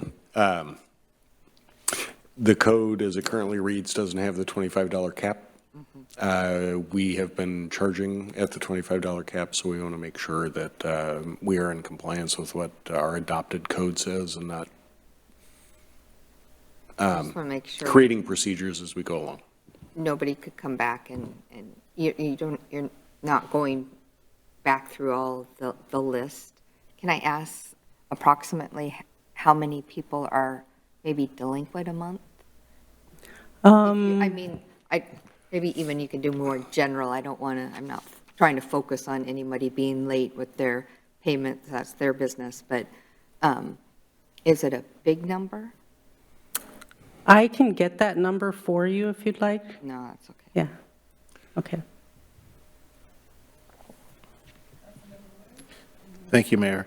I'm curious, did you consider using parentheses instead? I'm totally kidding. Just wanted to pause and say thank you for the work that you continue to do. I mean, it's little things like this that probably don't seem like a big deal to anybody else, but at the level of policy and practice and looking backwards, it makes a world of difference. So thank you for the meticulous read of code that you clearly have been doing.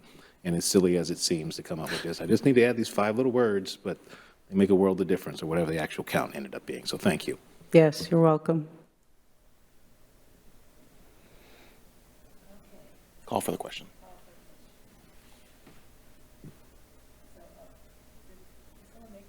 Yes.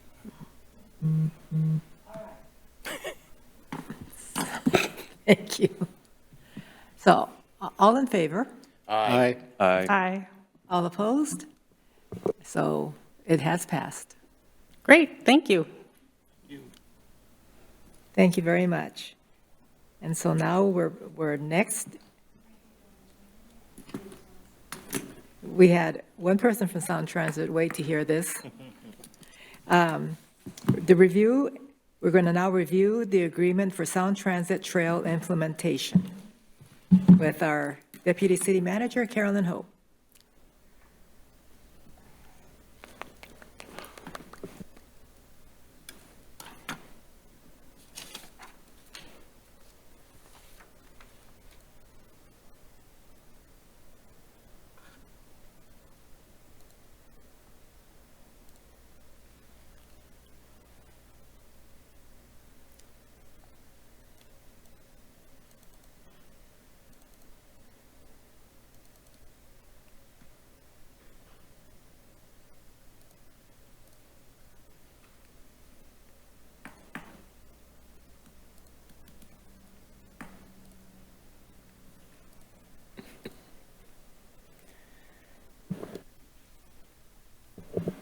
Sorry, I will be right with you.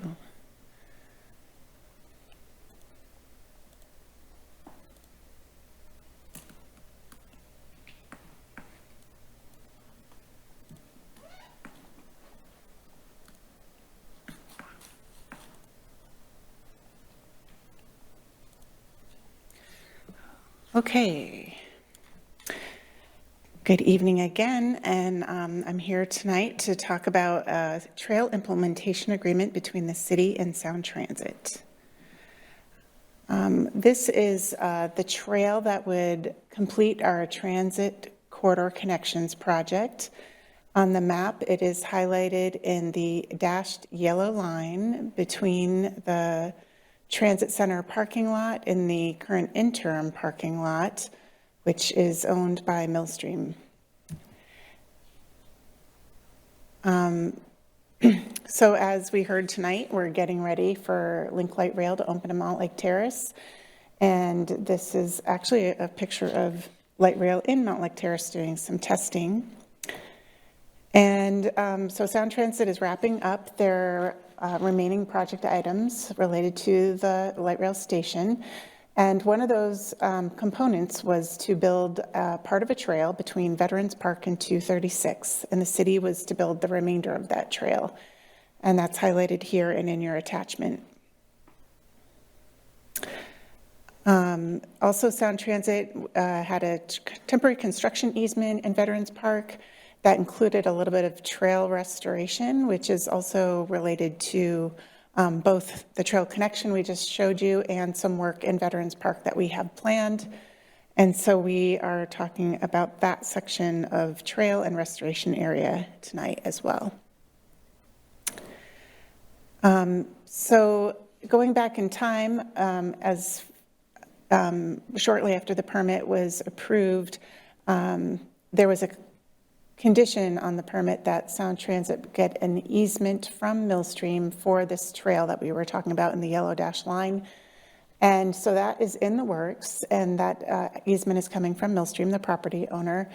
And they want to make sure, Millstream wants to make sure that they have access to that property through construction. It's an important component of their construction staging area and so forth. So they want to make sure they can use that through construction, which means they asked that that we don't have construction of the trail until after at least December 31st, 2026. So that is how the easement language is laid out, and we did provide a copy of that easement language for you in your packet. So what we've come to agreement with as staff, at least, is that Sound Transit could pay the city a lump sum of $360,000, and we've gone through those numbers in detail between our Parks Department, Civil Engineering Department, and Sound Transit's folks. In exchange, Sound Transit will, they're already going to transfer the trail and utility easements to us. That's part of their permit cup condition. And then upon receipt of the funding and the easements, the city would relieve Sound Transit of certain permit conditions as listed here. So that includes both the trail between the two properties, the Transit Center and Millstream, and that little portion of the trail and restoration area in Veterans Park. So just to give you a little timeline here, if the agreement is implemented, then Sound Transit would continue their work to restore the Millstream property where the temporary parking lot is and that trail area. Then Millstream would come in with their project to build the Candela apartment building.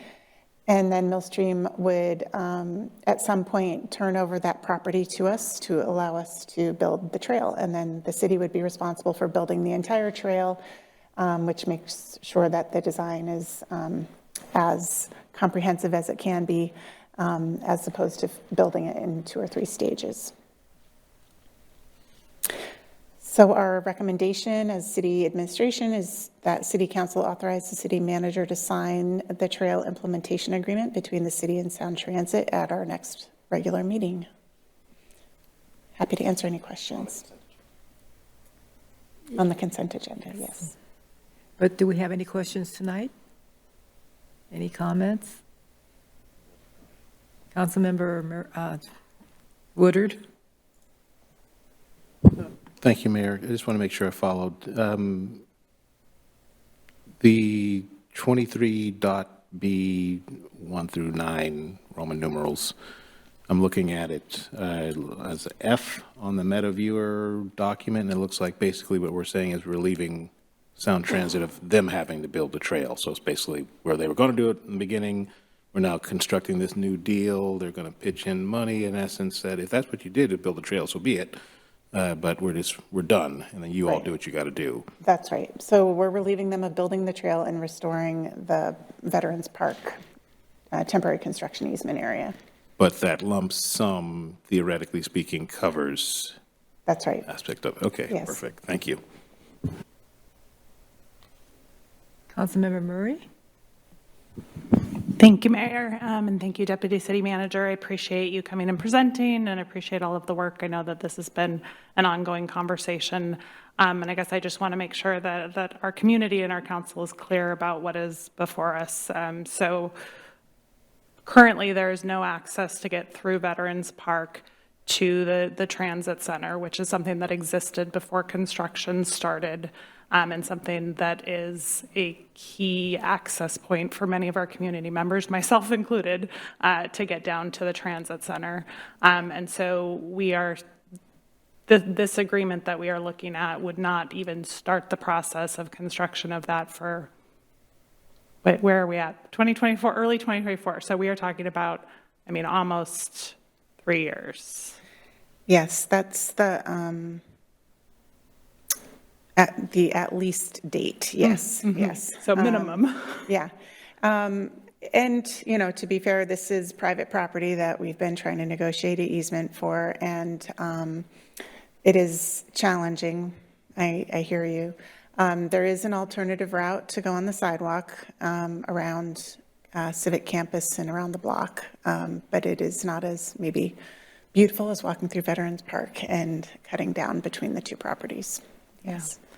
And I guess so. I would assume that staff feels this is the best path forward, given kind of I think the challenge is, right, we had direct access through our property that didn't require an easement prior to construction, and part of what was shared with our community when that access went away, and when we were told that access wouldn't be restored directly to the transit center because of the way that the park and ride was developed, was that there would continue to be an access point, and that was a critical part of the conversation. Yes, I do understand. I will recognize that there's been a lot of challenges, and we have multiple stakeholders here.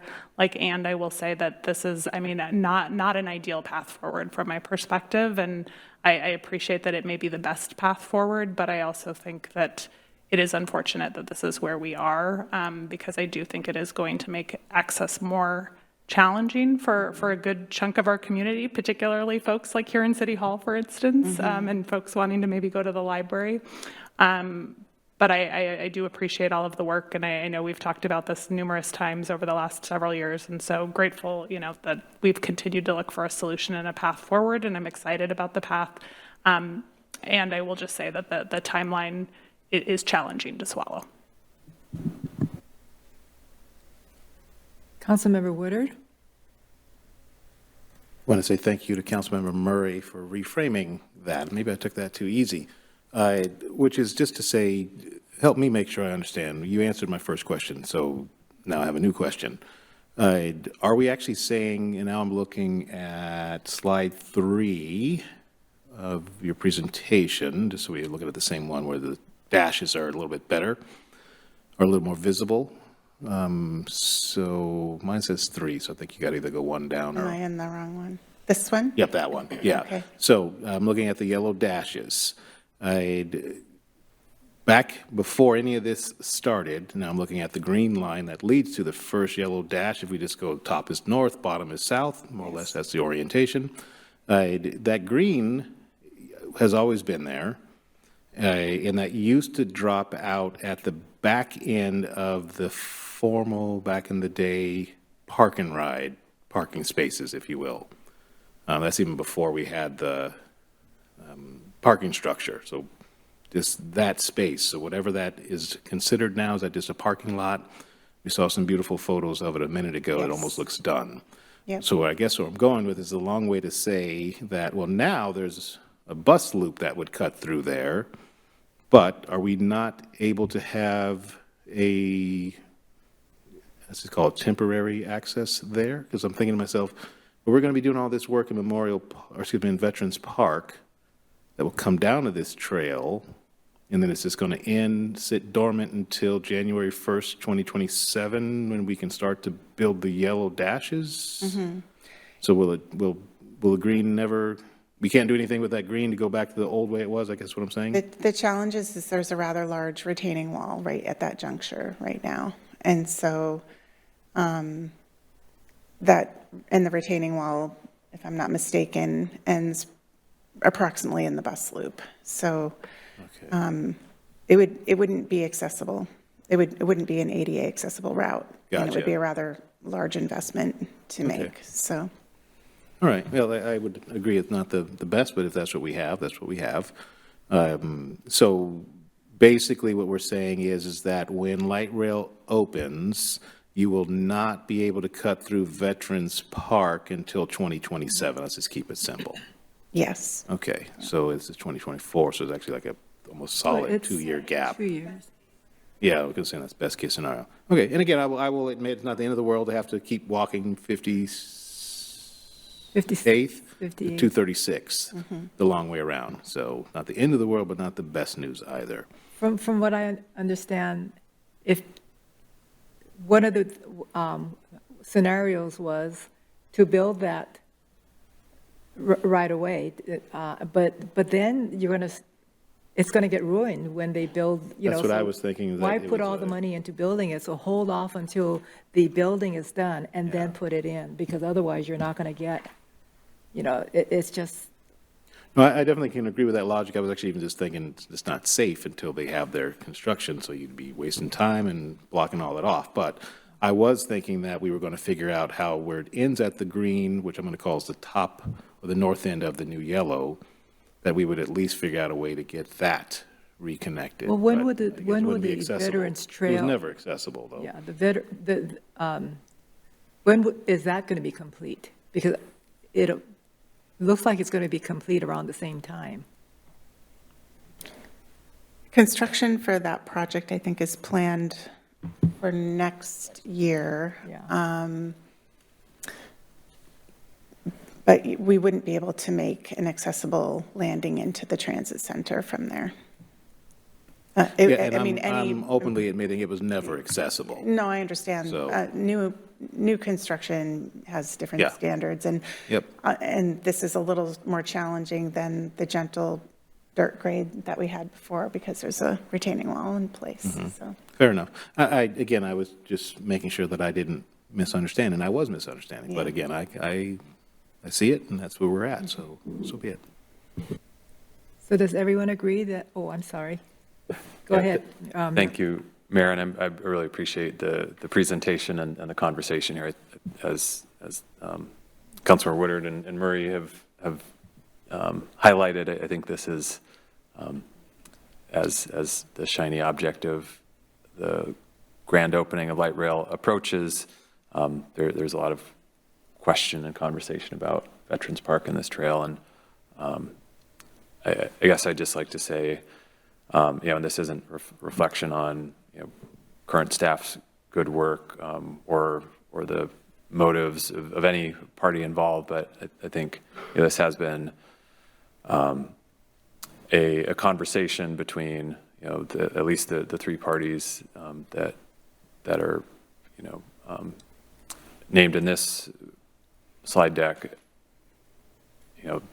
Community's been aware of it, been interested in hearing solution, and I guess we don't have a time machine, but as we consider how this transit project was developed, I think there are some things that we can learn from where existing traffic flows, and as or foot traffic flows, and as we think about future projects and the future of town center, I think folks are sort of naturally inclined to find the easiest path places and have clear expectations, and we as like policymakers and staff really, I think, need to honor that. And I'm thinking all the way back to like early visioning projects for the Sound Transit 2 alignments and station design.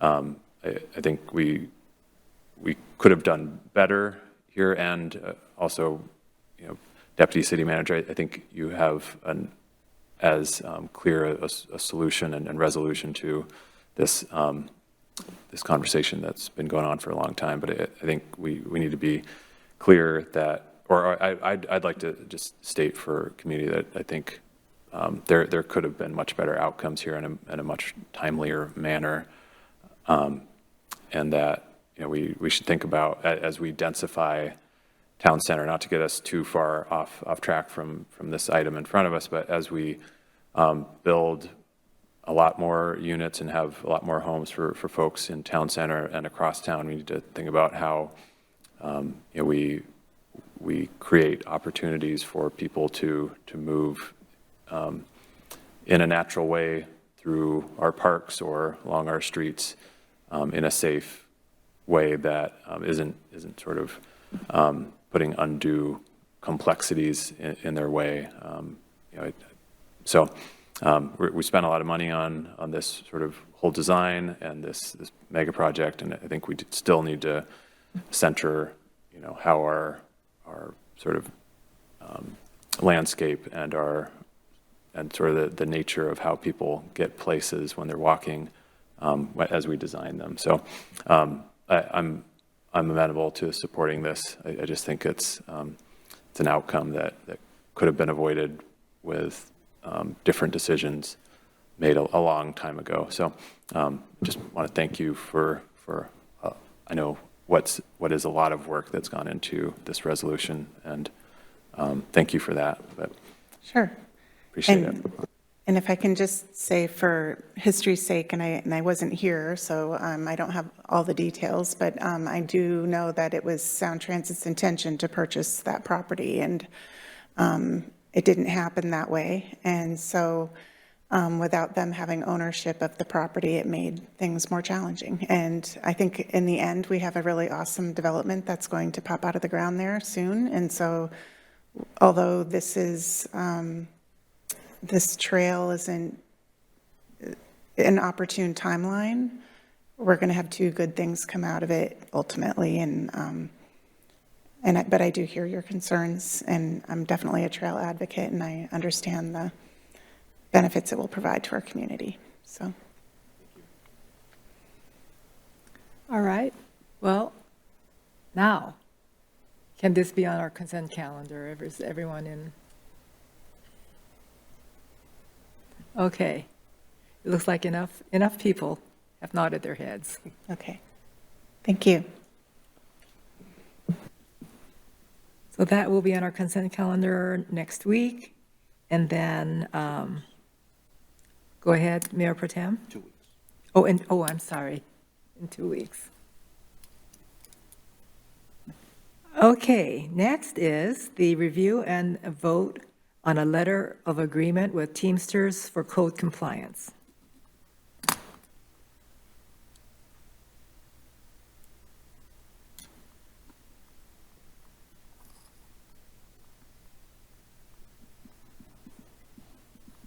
It's going to be with Jennifer, my presentation isn't here.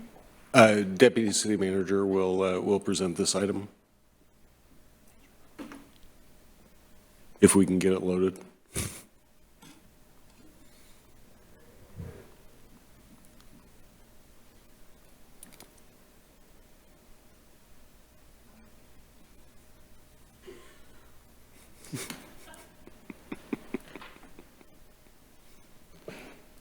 So I'm sorry, I'm not used to not having a presentation. I thought I had a presentation. Okay, well, good evening again. We're here tonight to talk about a review of the Teamsters Local 763 labor agreement and letter of agreement. So recently, the city manager and administration have decided to move code enforcement responsibilities and the 2 staff positions from police into community and economic development. And And with that, we wanted to change the title of the jobs, refine the job description to eliminate police-related duties, and just refine the responsibilities as related to code compliance. So that required negotiating with the Teamsters Local 763. Ultimately, we came to agreement to move the positions, the title, make the job description adjustments, assuming that we adjusted the salaries. And so we looked at a similar salary comparison that we did for the non-represented staff and came to an agreement with the proposed pay schedule that I provided in the memo for you. So in the meantime, we have found out that both of the positions will be vacant as of March 18th. And so we are here tonight asking for approval of this proposal so that we can post the jobs. The increase in total for the year shouldn't affect our current 2024 budget because we assume we will have a vacancy for a few weeks or more. And with that, I am happy to answer any questions that you might have. Are there any questions? Councilmember Sommer? So we found out on Friday that the 2 code enforcement officers left. So in the past, when I see people exiting a job, it kind of brings up a red flag. And obviously, they didn't like having to move, which is their choice. But my real concern is if they hadn't have left, where would we have come up with this extra $30,000? And I know it's like within a certain amount of time. So if they've been here 60 months, their salary will go up like $6 and some odd cents. So so having to take our code enforcement officers from the police department and put them in our development department, can you talk about the total cost of raises that we're looking at? My big concern is I keep on seeing large amounts of money that we're paying, and I'm getting more concerned about our budget. Mm-hmm. And so where would that $30,000 budget, because we just did another approval of what was $178,000 to do some backfilling training for 3 people that are leaving. And is it possible for the finance committee to get like a report of all the cost of raises that have happened this year or the extent of the budget? Is it like almost $2 million this year? Yes, for the non-represented staff, we had approximately that much money was increased in the general fund budget. These are general fund positions as well, so that's where the additional funding would come from. And had we thought of budgeting that increase? So you guys must have been thinking this for a while, so it was, you already had this additional cost coming in, or was it just negotiated? This was just negotiated. This is fresh off the negotiation table. And like I mentioned, there will be an increase in the future, but this year, due to the vacancies, we're not asking you for additional funding in the budget this year. But you're absolutely right. It will cost us more next year in the general fund. Mayor Pro Tem? Thank you, Madam Mayor. As I said for the last 2 discussion items on salaries, I support this. I will be happy to make the motion shortly. That said, let me be clear, this, in addition to the other salary adjustments that we've made this year, has a dramatic long-term impact on our budget. And I am not supporting this to increase taxes on our citizens. So we are going to have to make some adjustments as we go along. I do support this. It's the right thing to do. We need to do it. But we are going to have to make some tough decisions moving forward. And so when it is going to be a very difficult, challenging budget cycle coming up as we look at how are we going to figure out how to make this all work in, make sure that have a positive 6-year financial forecast as we're doing our budgeting this fall.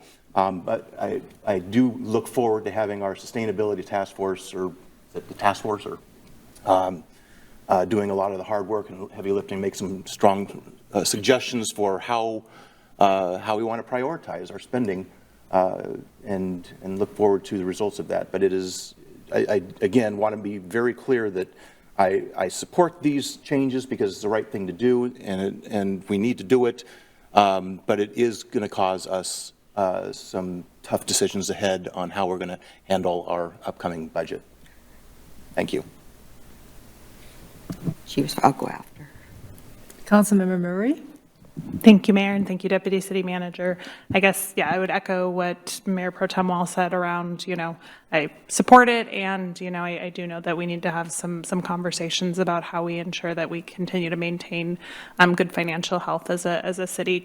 I guess my question is reminding me, we have planned April, retreat. That is part of that plan, right, is to start that conversation? Yes, okay, perfect. So we are going to start that conversation very soon, and I look forward to it. So thank you. And I would just when with, why wouldn't we just wait until that budget committee can see this and ask them what they would think? Because when, Brian, you mentioned it's going to get tough, if we would have had to spend this $30,000 tonight, I probably would have maybe said no, because of, I'm very worried about our 6-year forecast budget, because I don't think it's going to be very hard to be sustainable. And we already did that big exercise on salaries. I would have liked, if we knew already we were going to have this budget task force, for them to weigh in on that and for them to weigh on this, because we're making all these decisions before they even get a chance to look at a lot of this stuff.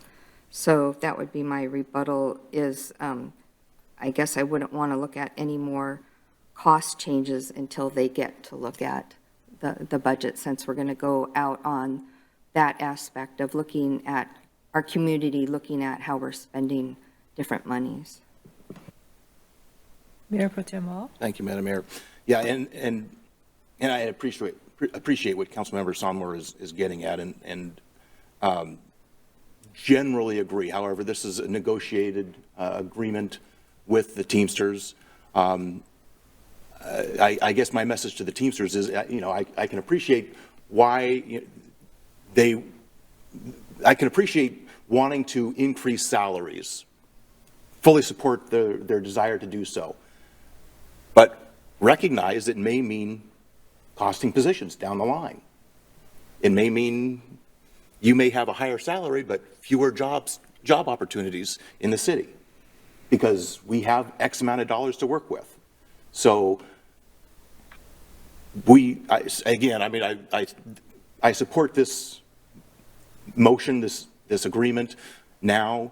Just we need to be very cautious. All of us need to be very cautious as we're negotiating agreements and salaries and budgets, and figuring out how we're going to prioritize our dollars moving forward. So I guess I'm agreeing with Councilmember Sonmore's intent. However, I think it is important to adopt this motion because it is a negotiated agreement that, and we need our code compliance officers and we need to fill the positions, and we need to start advertising for the positions. So, and I'm not arguing, so I just want rebuttal back and forth. Yeah, but can I ask? So we did lose 2 positions as of Friday because they gave their notice. Can you just reiterate what benefits we're going to get from moving them to the police department into community and economic development, that if we have to make that hard decision, next year or something, and we have to lose one code enforcement, I just want to understand that we're making the right decision now to move them over there. So if you could just walk us through again, what are all the, would it have been $30,000 benefit for us to have, we would have gotten back by moving them into economic and development areas? Sure, I can address that, and Mr. Knighton can join if he'd like.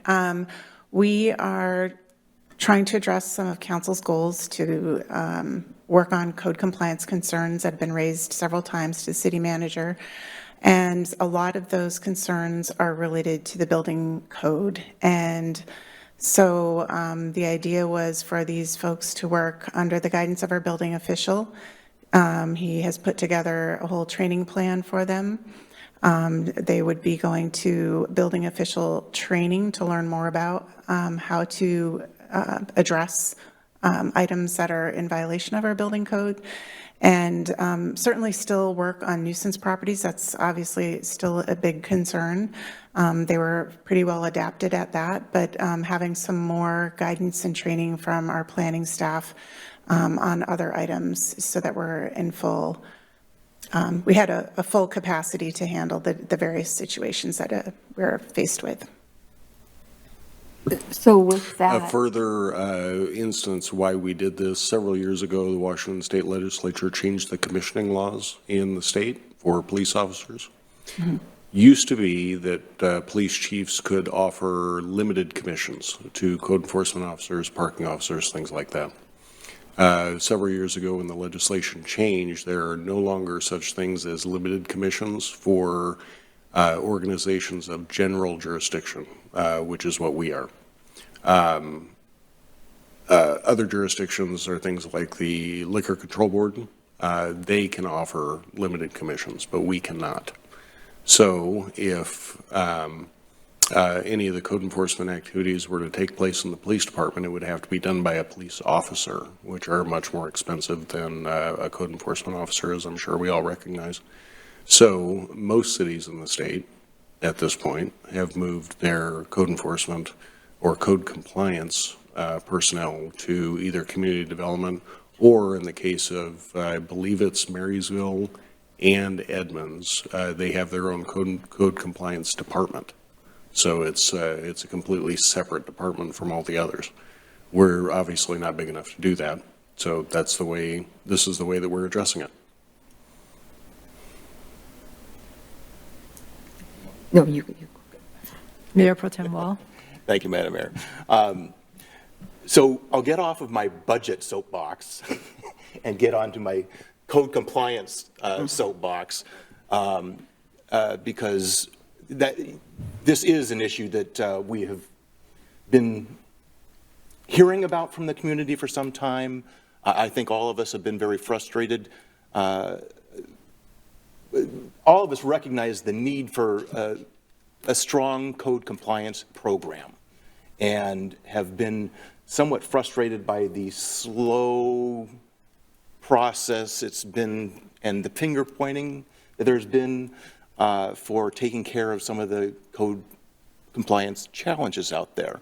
So I am very hopeful that this new program, new agreement, new placement in a new department makes a huge difference in being able to move forward and more effectively address code compliance issues in the future.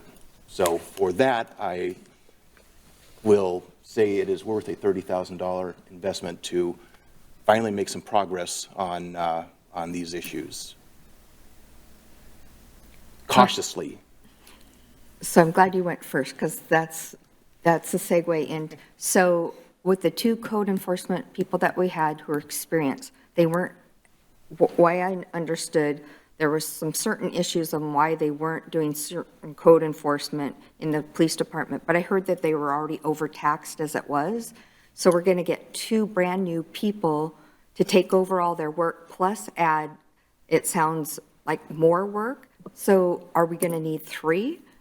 I mean, is two going to be enough? And so by getting two brand new people, are they going to take over that whole list like John B. brings us? They're going to take over that whole list and then they're going to take over all the other building inspection, findings that they get. So how are they going to? Like they have been previously, there's a prioritization of the things that they look at or address.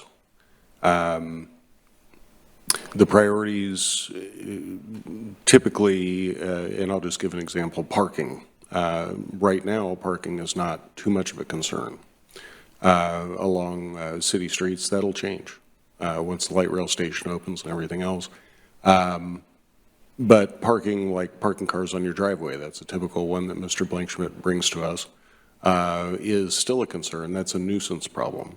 But there are also zoning violations, like I will let y'all know about one tomorrow in your Friday email that we are pursuing that is more of a zoning violation, and it's also not,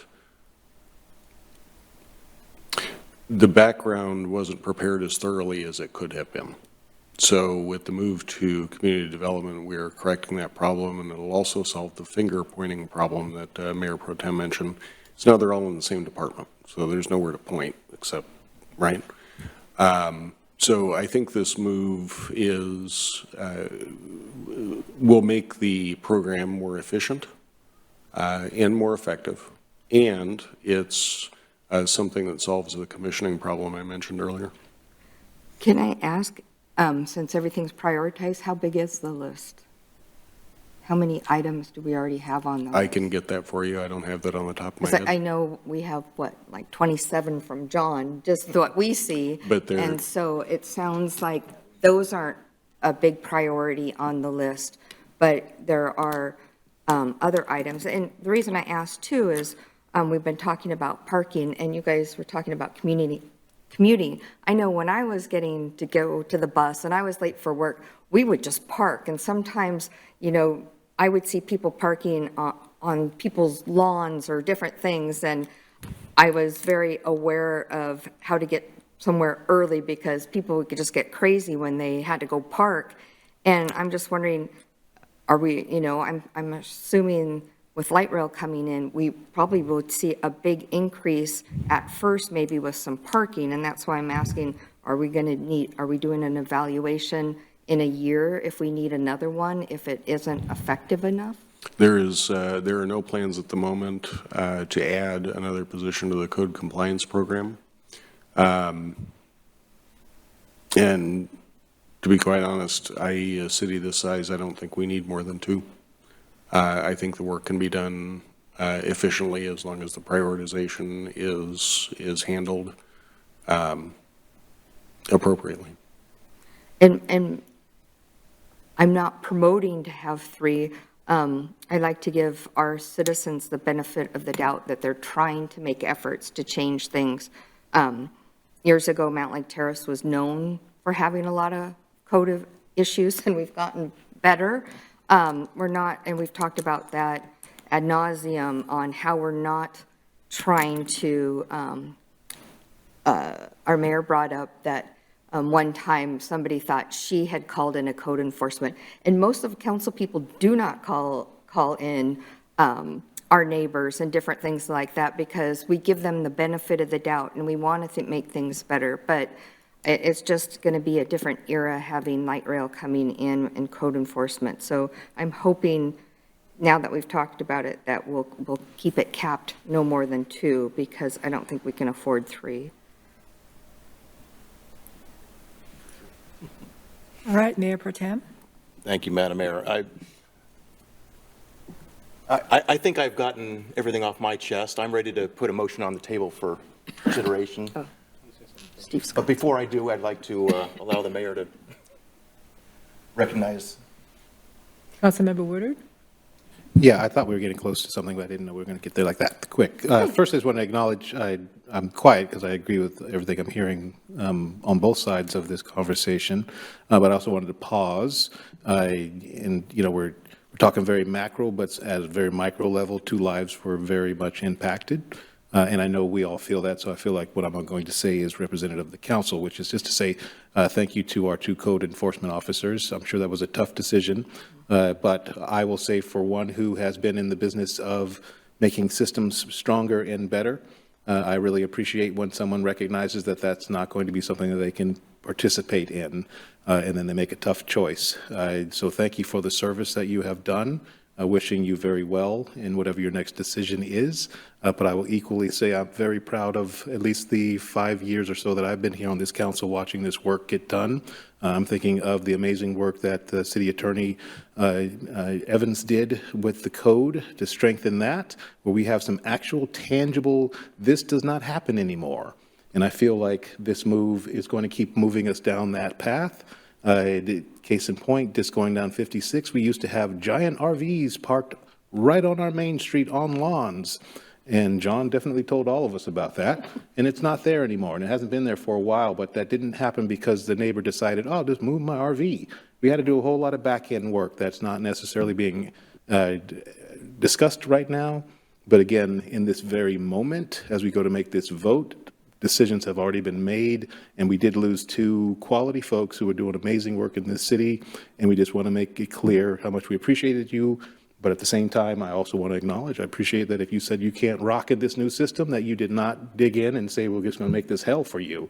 Instead, you recognize, I love this city enough to step aside, and just want to acknowledge that does not go lost on this council. So we are sorry that that's the decision that you came to, or that was presented to you as your option, but here you find yourselves. And again, thank you for your service, but I'm also ready to make this vote happen.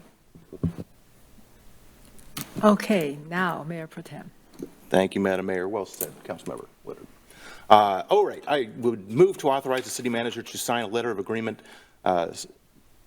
substantially like the one attached between the city and Teamsters Local 763.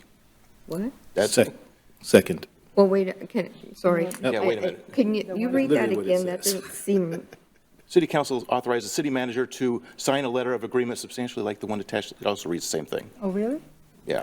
Did you want to phrase that differently? Jennifer, did we attach the signed agreement? Is it online now? The agreement should be on.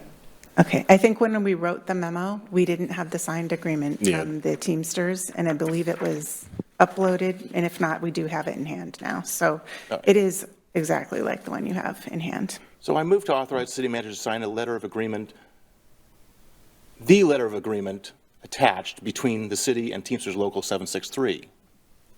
Second. All right. So it's been moved and seconded. Shall we just go for we don't need to discuss anything? So all in favor? Aye. Aye. All opposed? Motion passes. Thank you. Thank you very much. so it's back. All right, so now we're finally to the city manager's report. Thank you, Mayor, Mayor Pro Tem, members of council. Just a couple of items in the interest of time tonight. I'll cut my list down here, but wanted to remind everybody that we have the Makeup Picture Day next week on the 14th.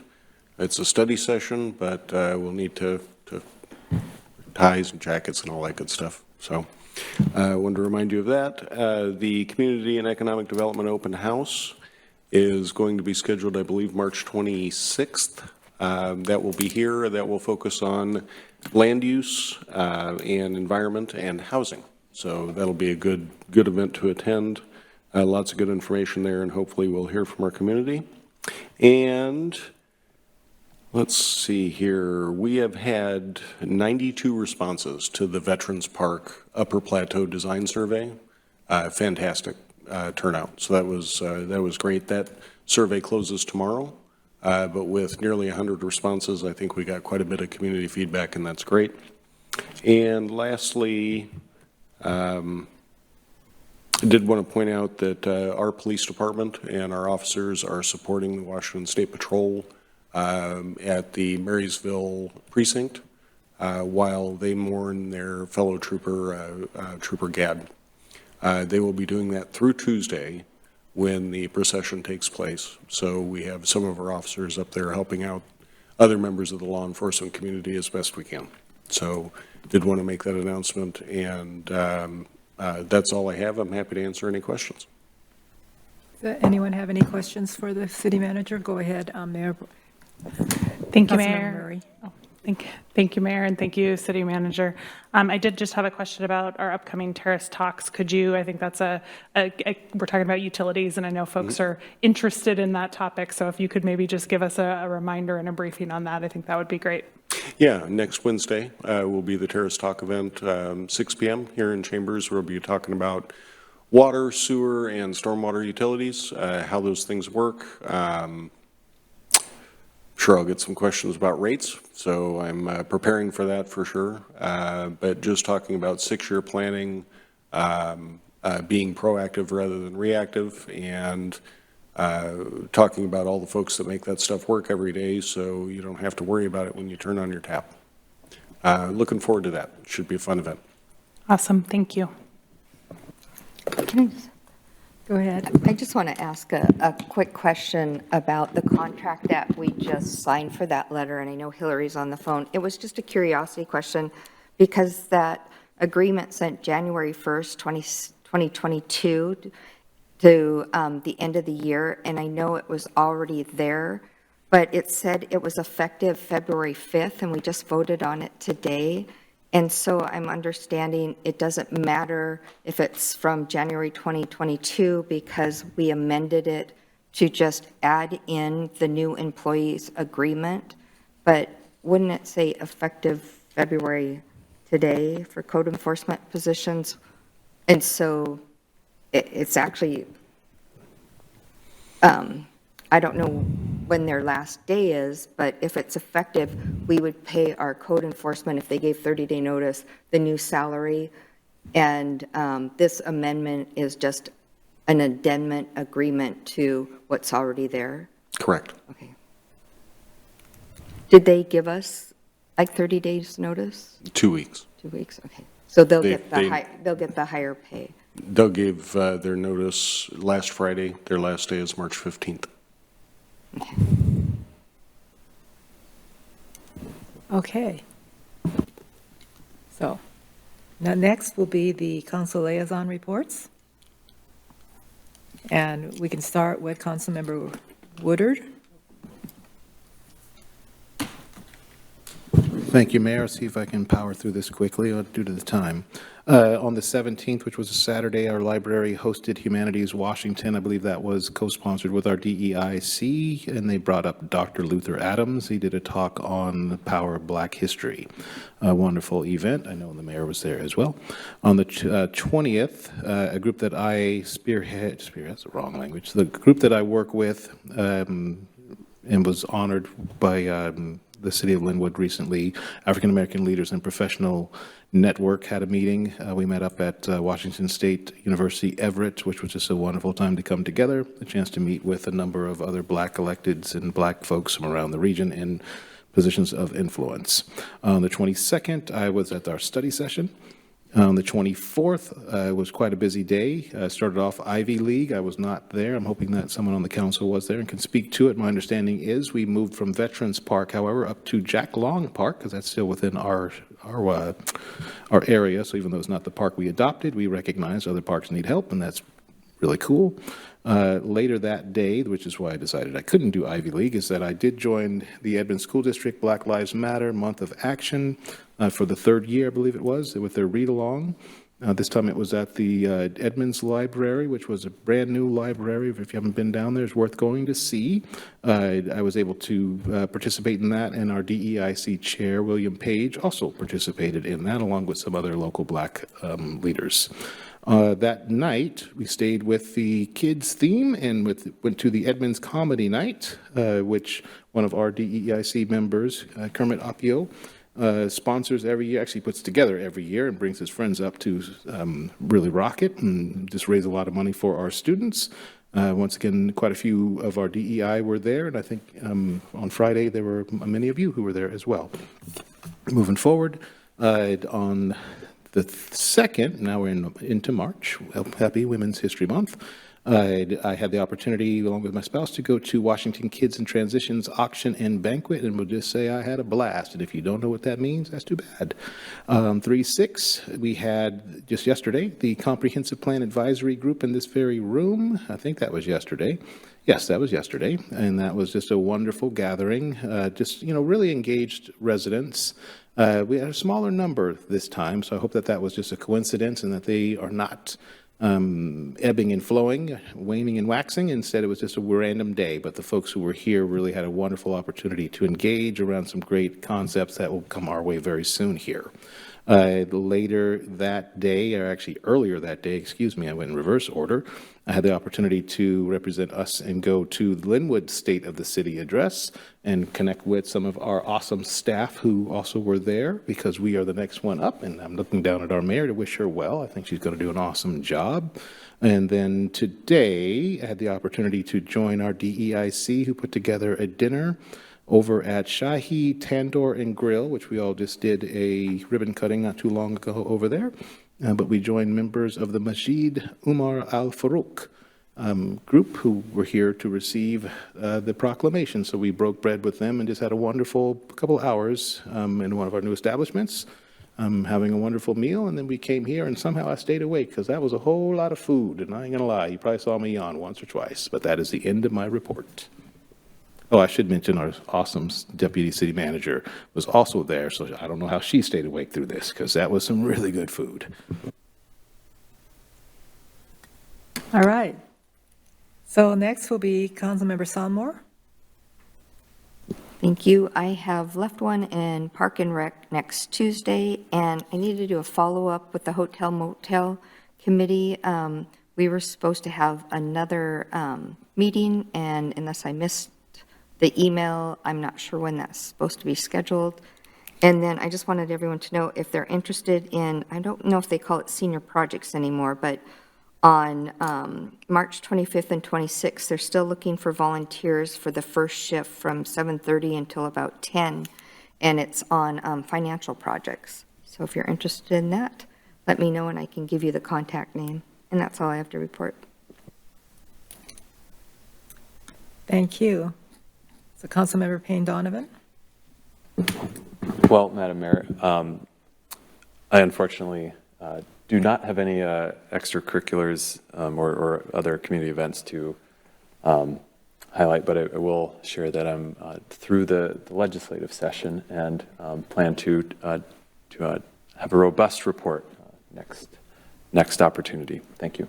All right, thank you. Councilmember Murray. Thank you, Mayor. Back on February 21st, we had our monthly DEI Commission meeting.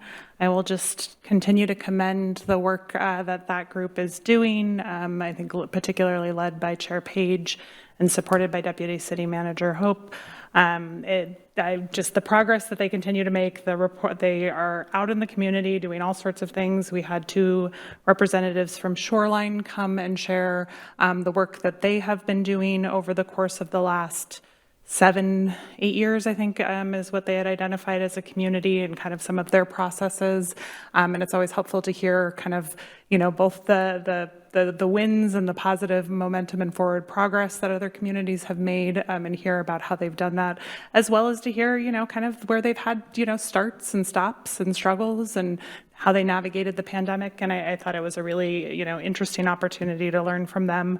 We had updates on our strategic work connected to DEI, which I think we have visibility into the training that's going on, and the work that is going on to, kind of build the strategic plan. Those are the things I recall from that meeting way back then. But I will just say that group is an energetic group. It is a passionate group, and appreciate all of their commitment and dedication to our community, as well as the staff support that helps to facilitate that. Was at our work session on the 22nd. On the 1st, we had the monthly Seashore Transportation Committee meeting. We prompted, in our request for support of our RAISE grant, we prompted a good conversation about creating process around letters of support.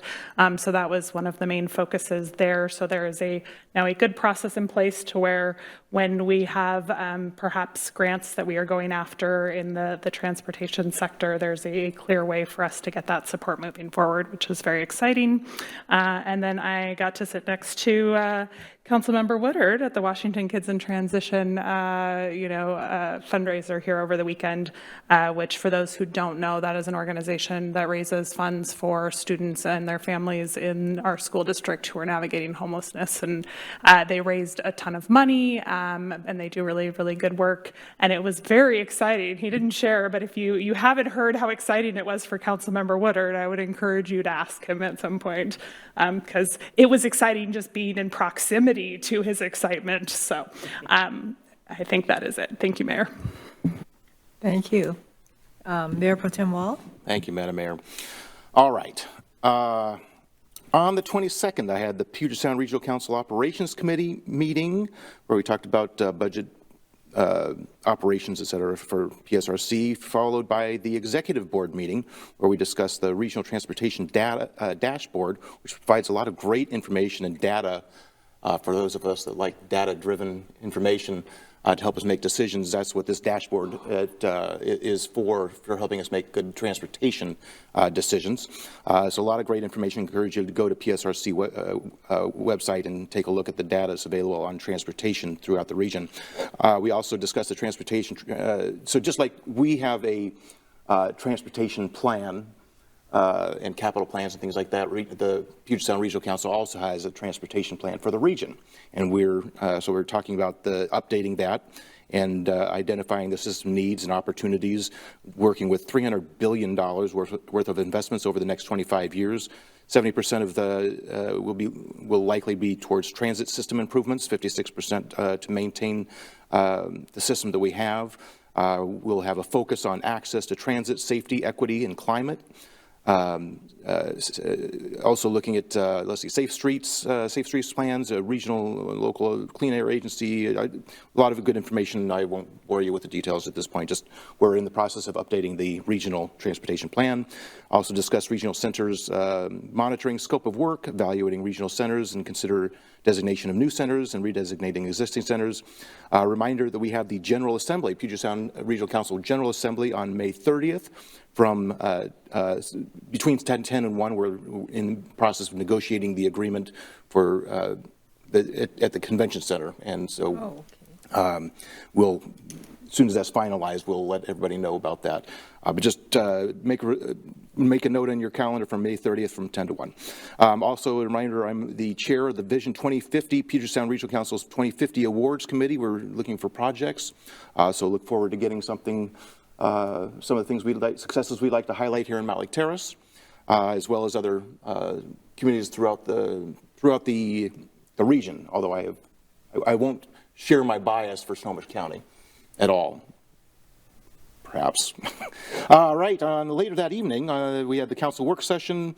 On the 27th, had the Mountlake Terrace Chamber of Commerce, where we heard from Seattle representative of the Small Business Administration and how SBA is available to help small businesses here in Mountlake Terrace. On the 28th, had Snohomish County Tomorrow Steering Committee. I was elected vice chair. Then the chair promptly left and left me to run the meeting. I don't know if that's shows how much trust they have in me, or if it's a sign that we'll go with the trust. We then had approved the ICC recommendations for 6 projects to receive SDP and CMAQ funding. Again, I'm going to talk about.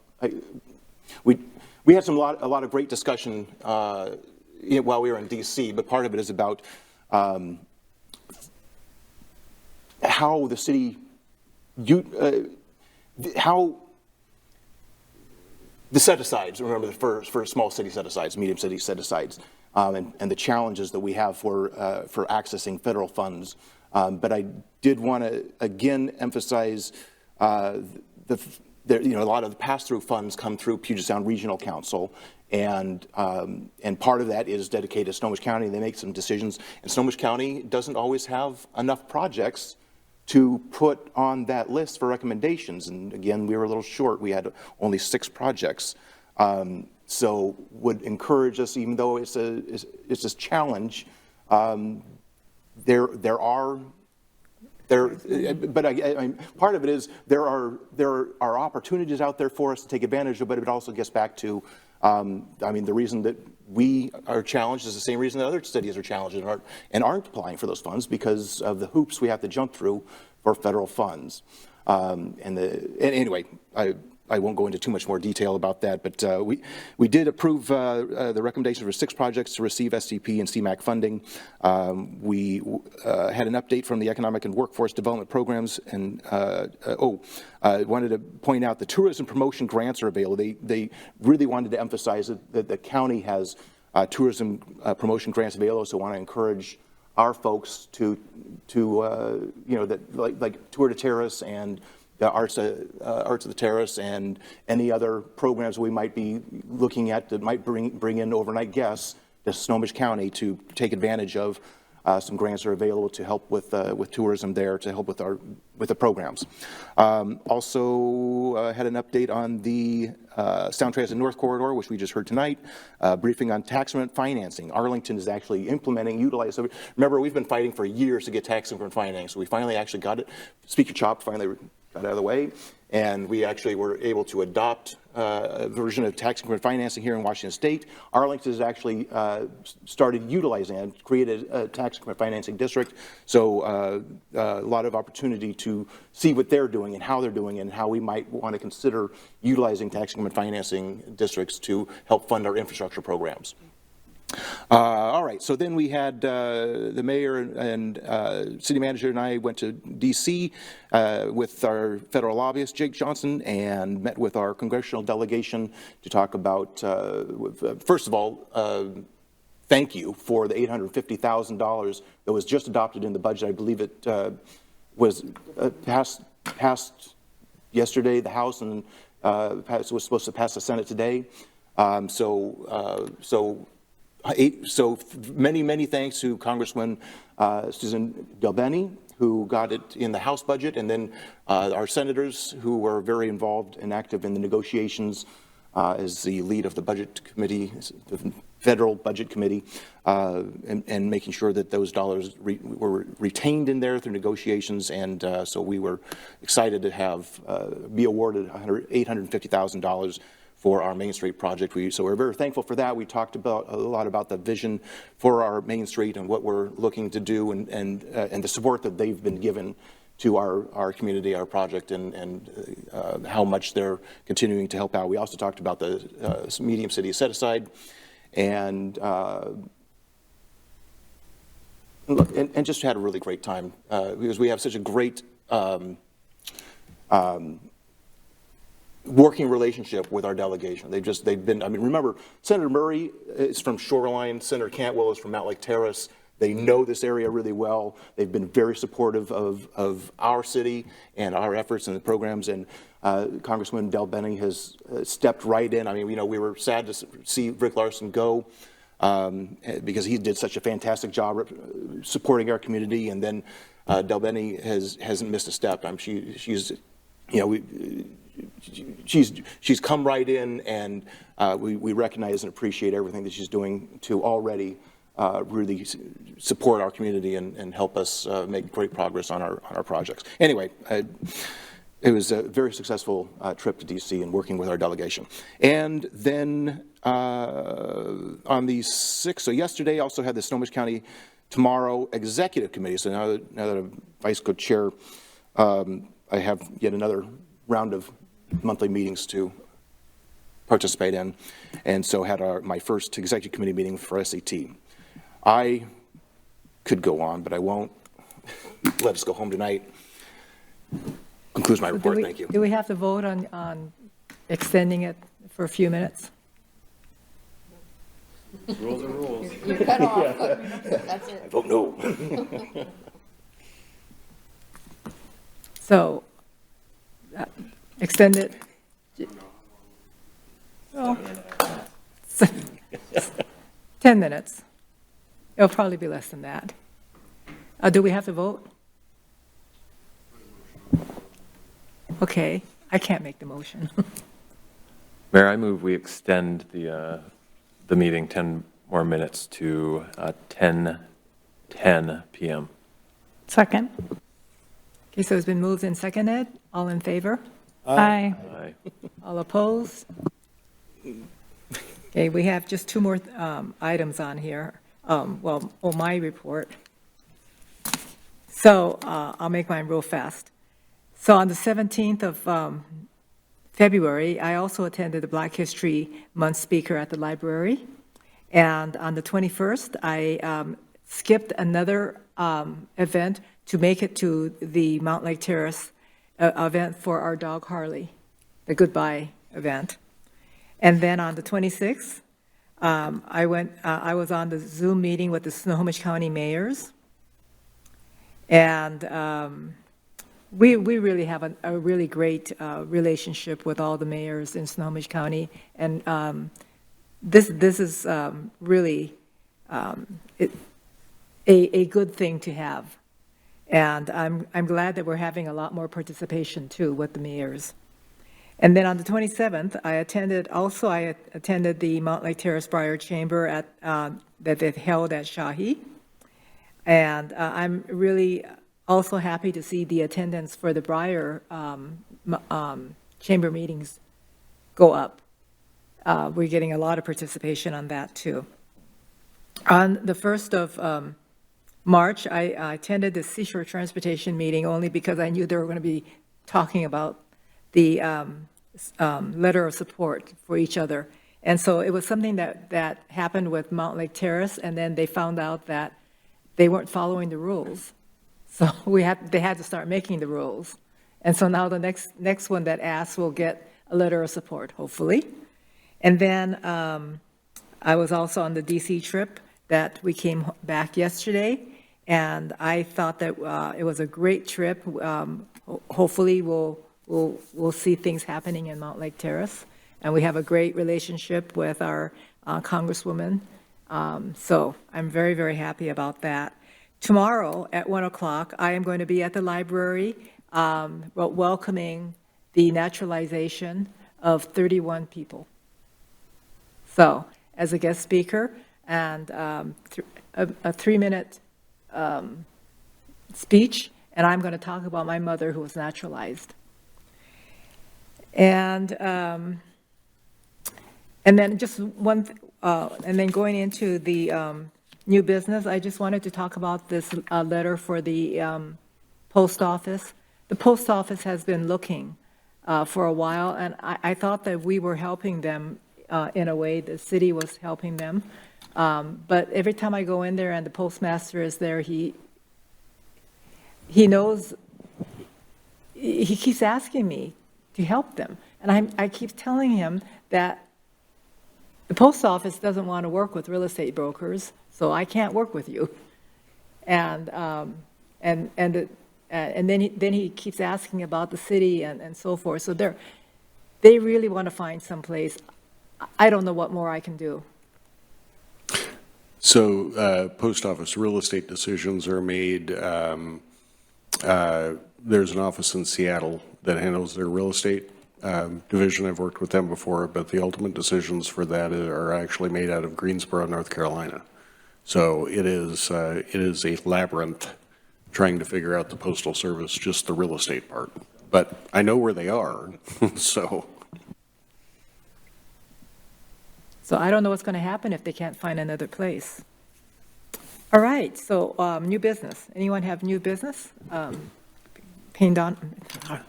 Councilmember Payne Donovan. Thank you, Mayor. I'll be brief. Just wanted to flag an opportunity for all of us and staff on Saturday morning at 9:30 a.m. in Edmonds, Mathey Ballinger Park, which is over just across 76th on the Interurban Trail. This is a sort of informational event organized by the Edmonds Bicycle and Pedestrian Advocacy Group that will be including believe the mayor of Edmonds, potentially Shoreline and Edmonds council members, as well as representative from the SNOPUD real estate team, and I believe planning staff from both city of Shoreline and Edmonds related to the conversation that I've raised before about the missing link on the interurban trail crossing State Route 104 there, the Edmonds Way. So there's been some real community, including Mountlake Terrace resident input into this effort, as well as sort of tours this last summer with council member and community sort of conversations about getting better pedestrian access across that big highway, let's call it. And so this is a continuation of that conversation. There'll be a couple cars staged there, as well as some sort of materials to sort of have a conversation about how to potentially build a better connection over that gap, so that the interurban trail works a lot better for those who aren't traveling by car or transit. So happy to share that information, and I'll actually ask the organizers to share that with staff so we can get it in everyone's inbox, but just wanted to raise that for you. All right. Anyone else for new business? We have 2 minutes. I know, exactly. That's what I'm like, only because we're stuck here for 2 minutes. Actually, this is to parlay it back to you. I happened to burn my one Herald-free article, and I was reading a quote from our mayor about what's happening this Sunday. I don't know if you want to share your plans for Sunday. Oh, you mean the Oscars? Yep, absolutely mean the Oscars. What are my plans for? You're not aware you were quoted in the newspaper? I think it needs to come from the whole council. That's kind of where I was going with that. I didn't know I was quoted. You were deeply quoted. What was I quoted for? Guess you'll have to read the Herald. For Lily Gladstone, Janella also shared part of her story, so she's also quoted in there. Oh, is that the one that I was interviewed on? Oh, okay, I didn't even know it was printed. I promise you I'm teasing you, because it's all about you and what you're going to do when she wins the awards. I was like, oh, I can't wait to tease you a little bit. All I know is that the Mountlake Terrace High School is putting on a gathering to watch the awards at the high school theater, and of course they're all wanting to watch Lily win, which we hope will happen. I was just surfing their site during Mountlake Terrace when you guys were talking, and I didn't see that on there. That's interesting to know. And I think they have a few tickets left. I looked up drama because I wanted to see when their next play. So it's this Saturday? This Sunday. Sunday. Okay. That's not on their calendar. All right, so I guess we're going to make it in that 10:10. Just under. Okay, we're adjourned. Oh, yeah. This has been a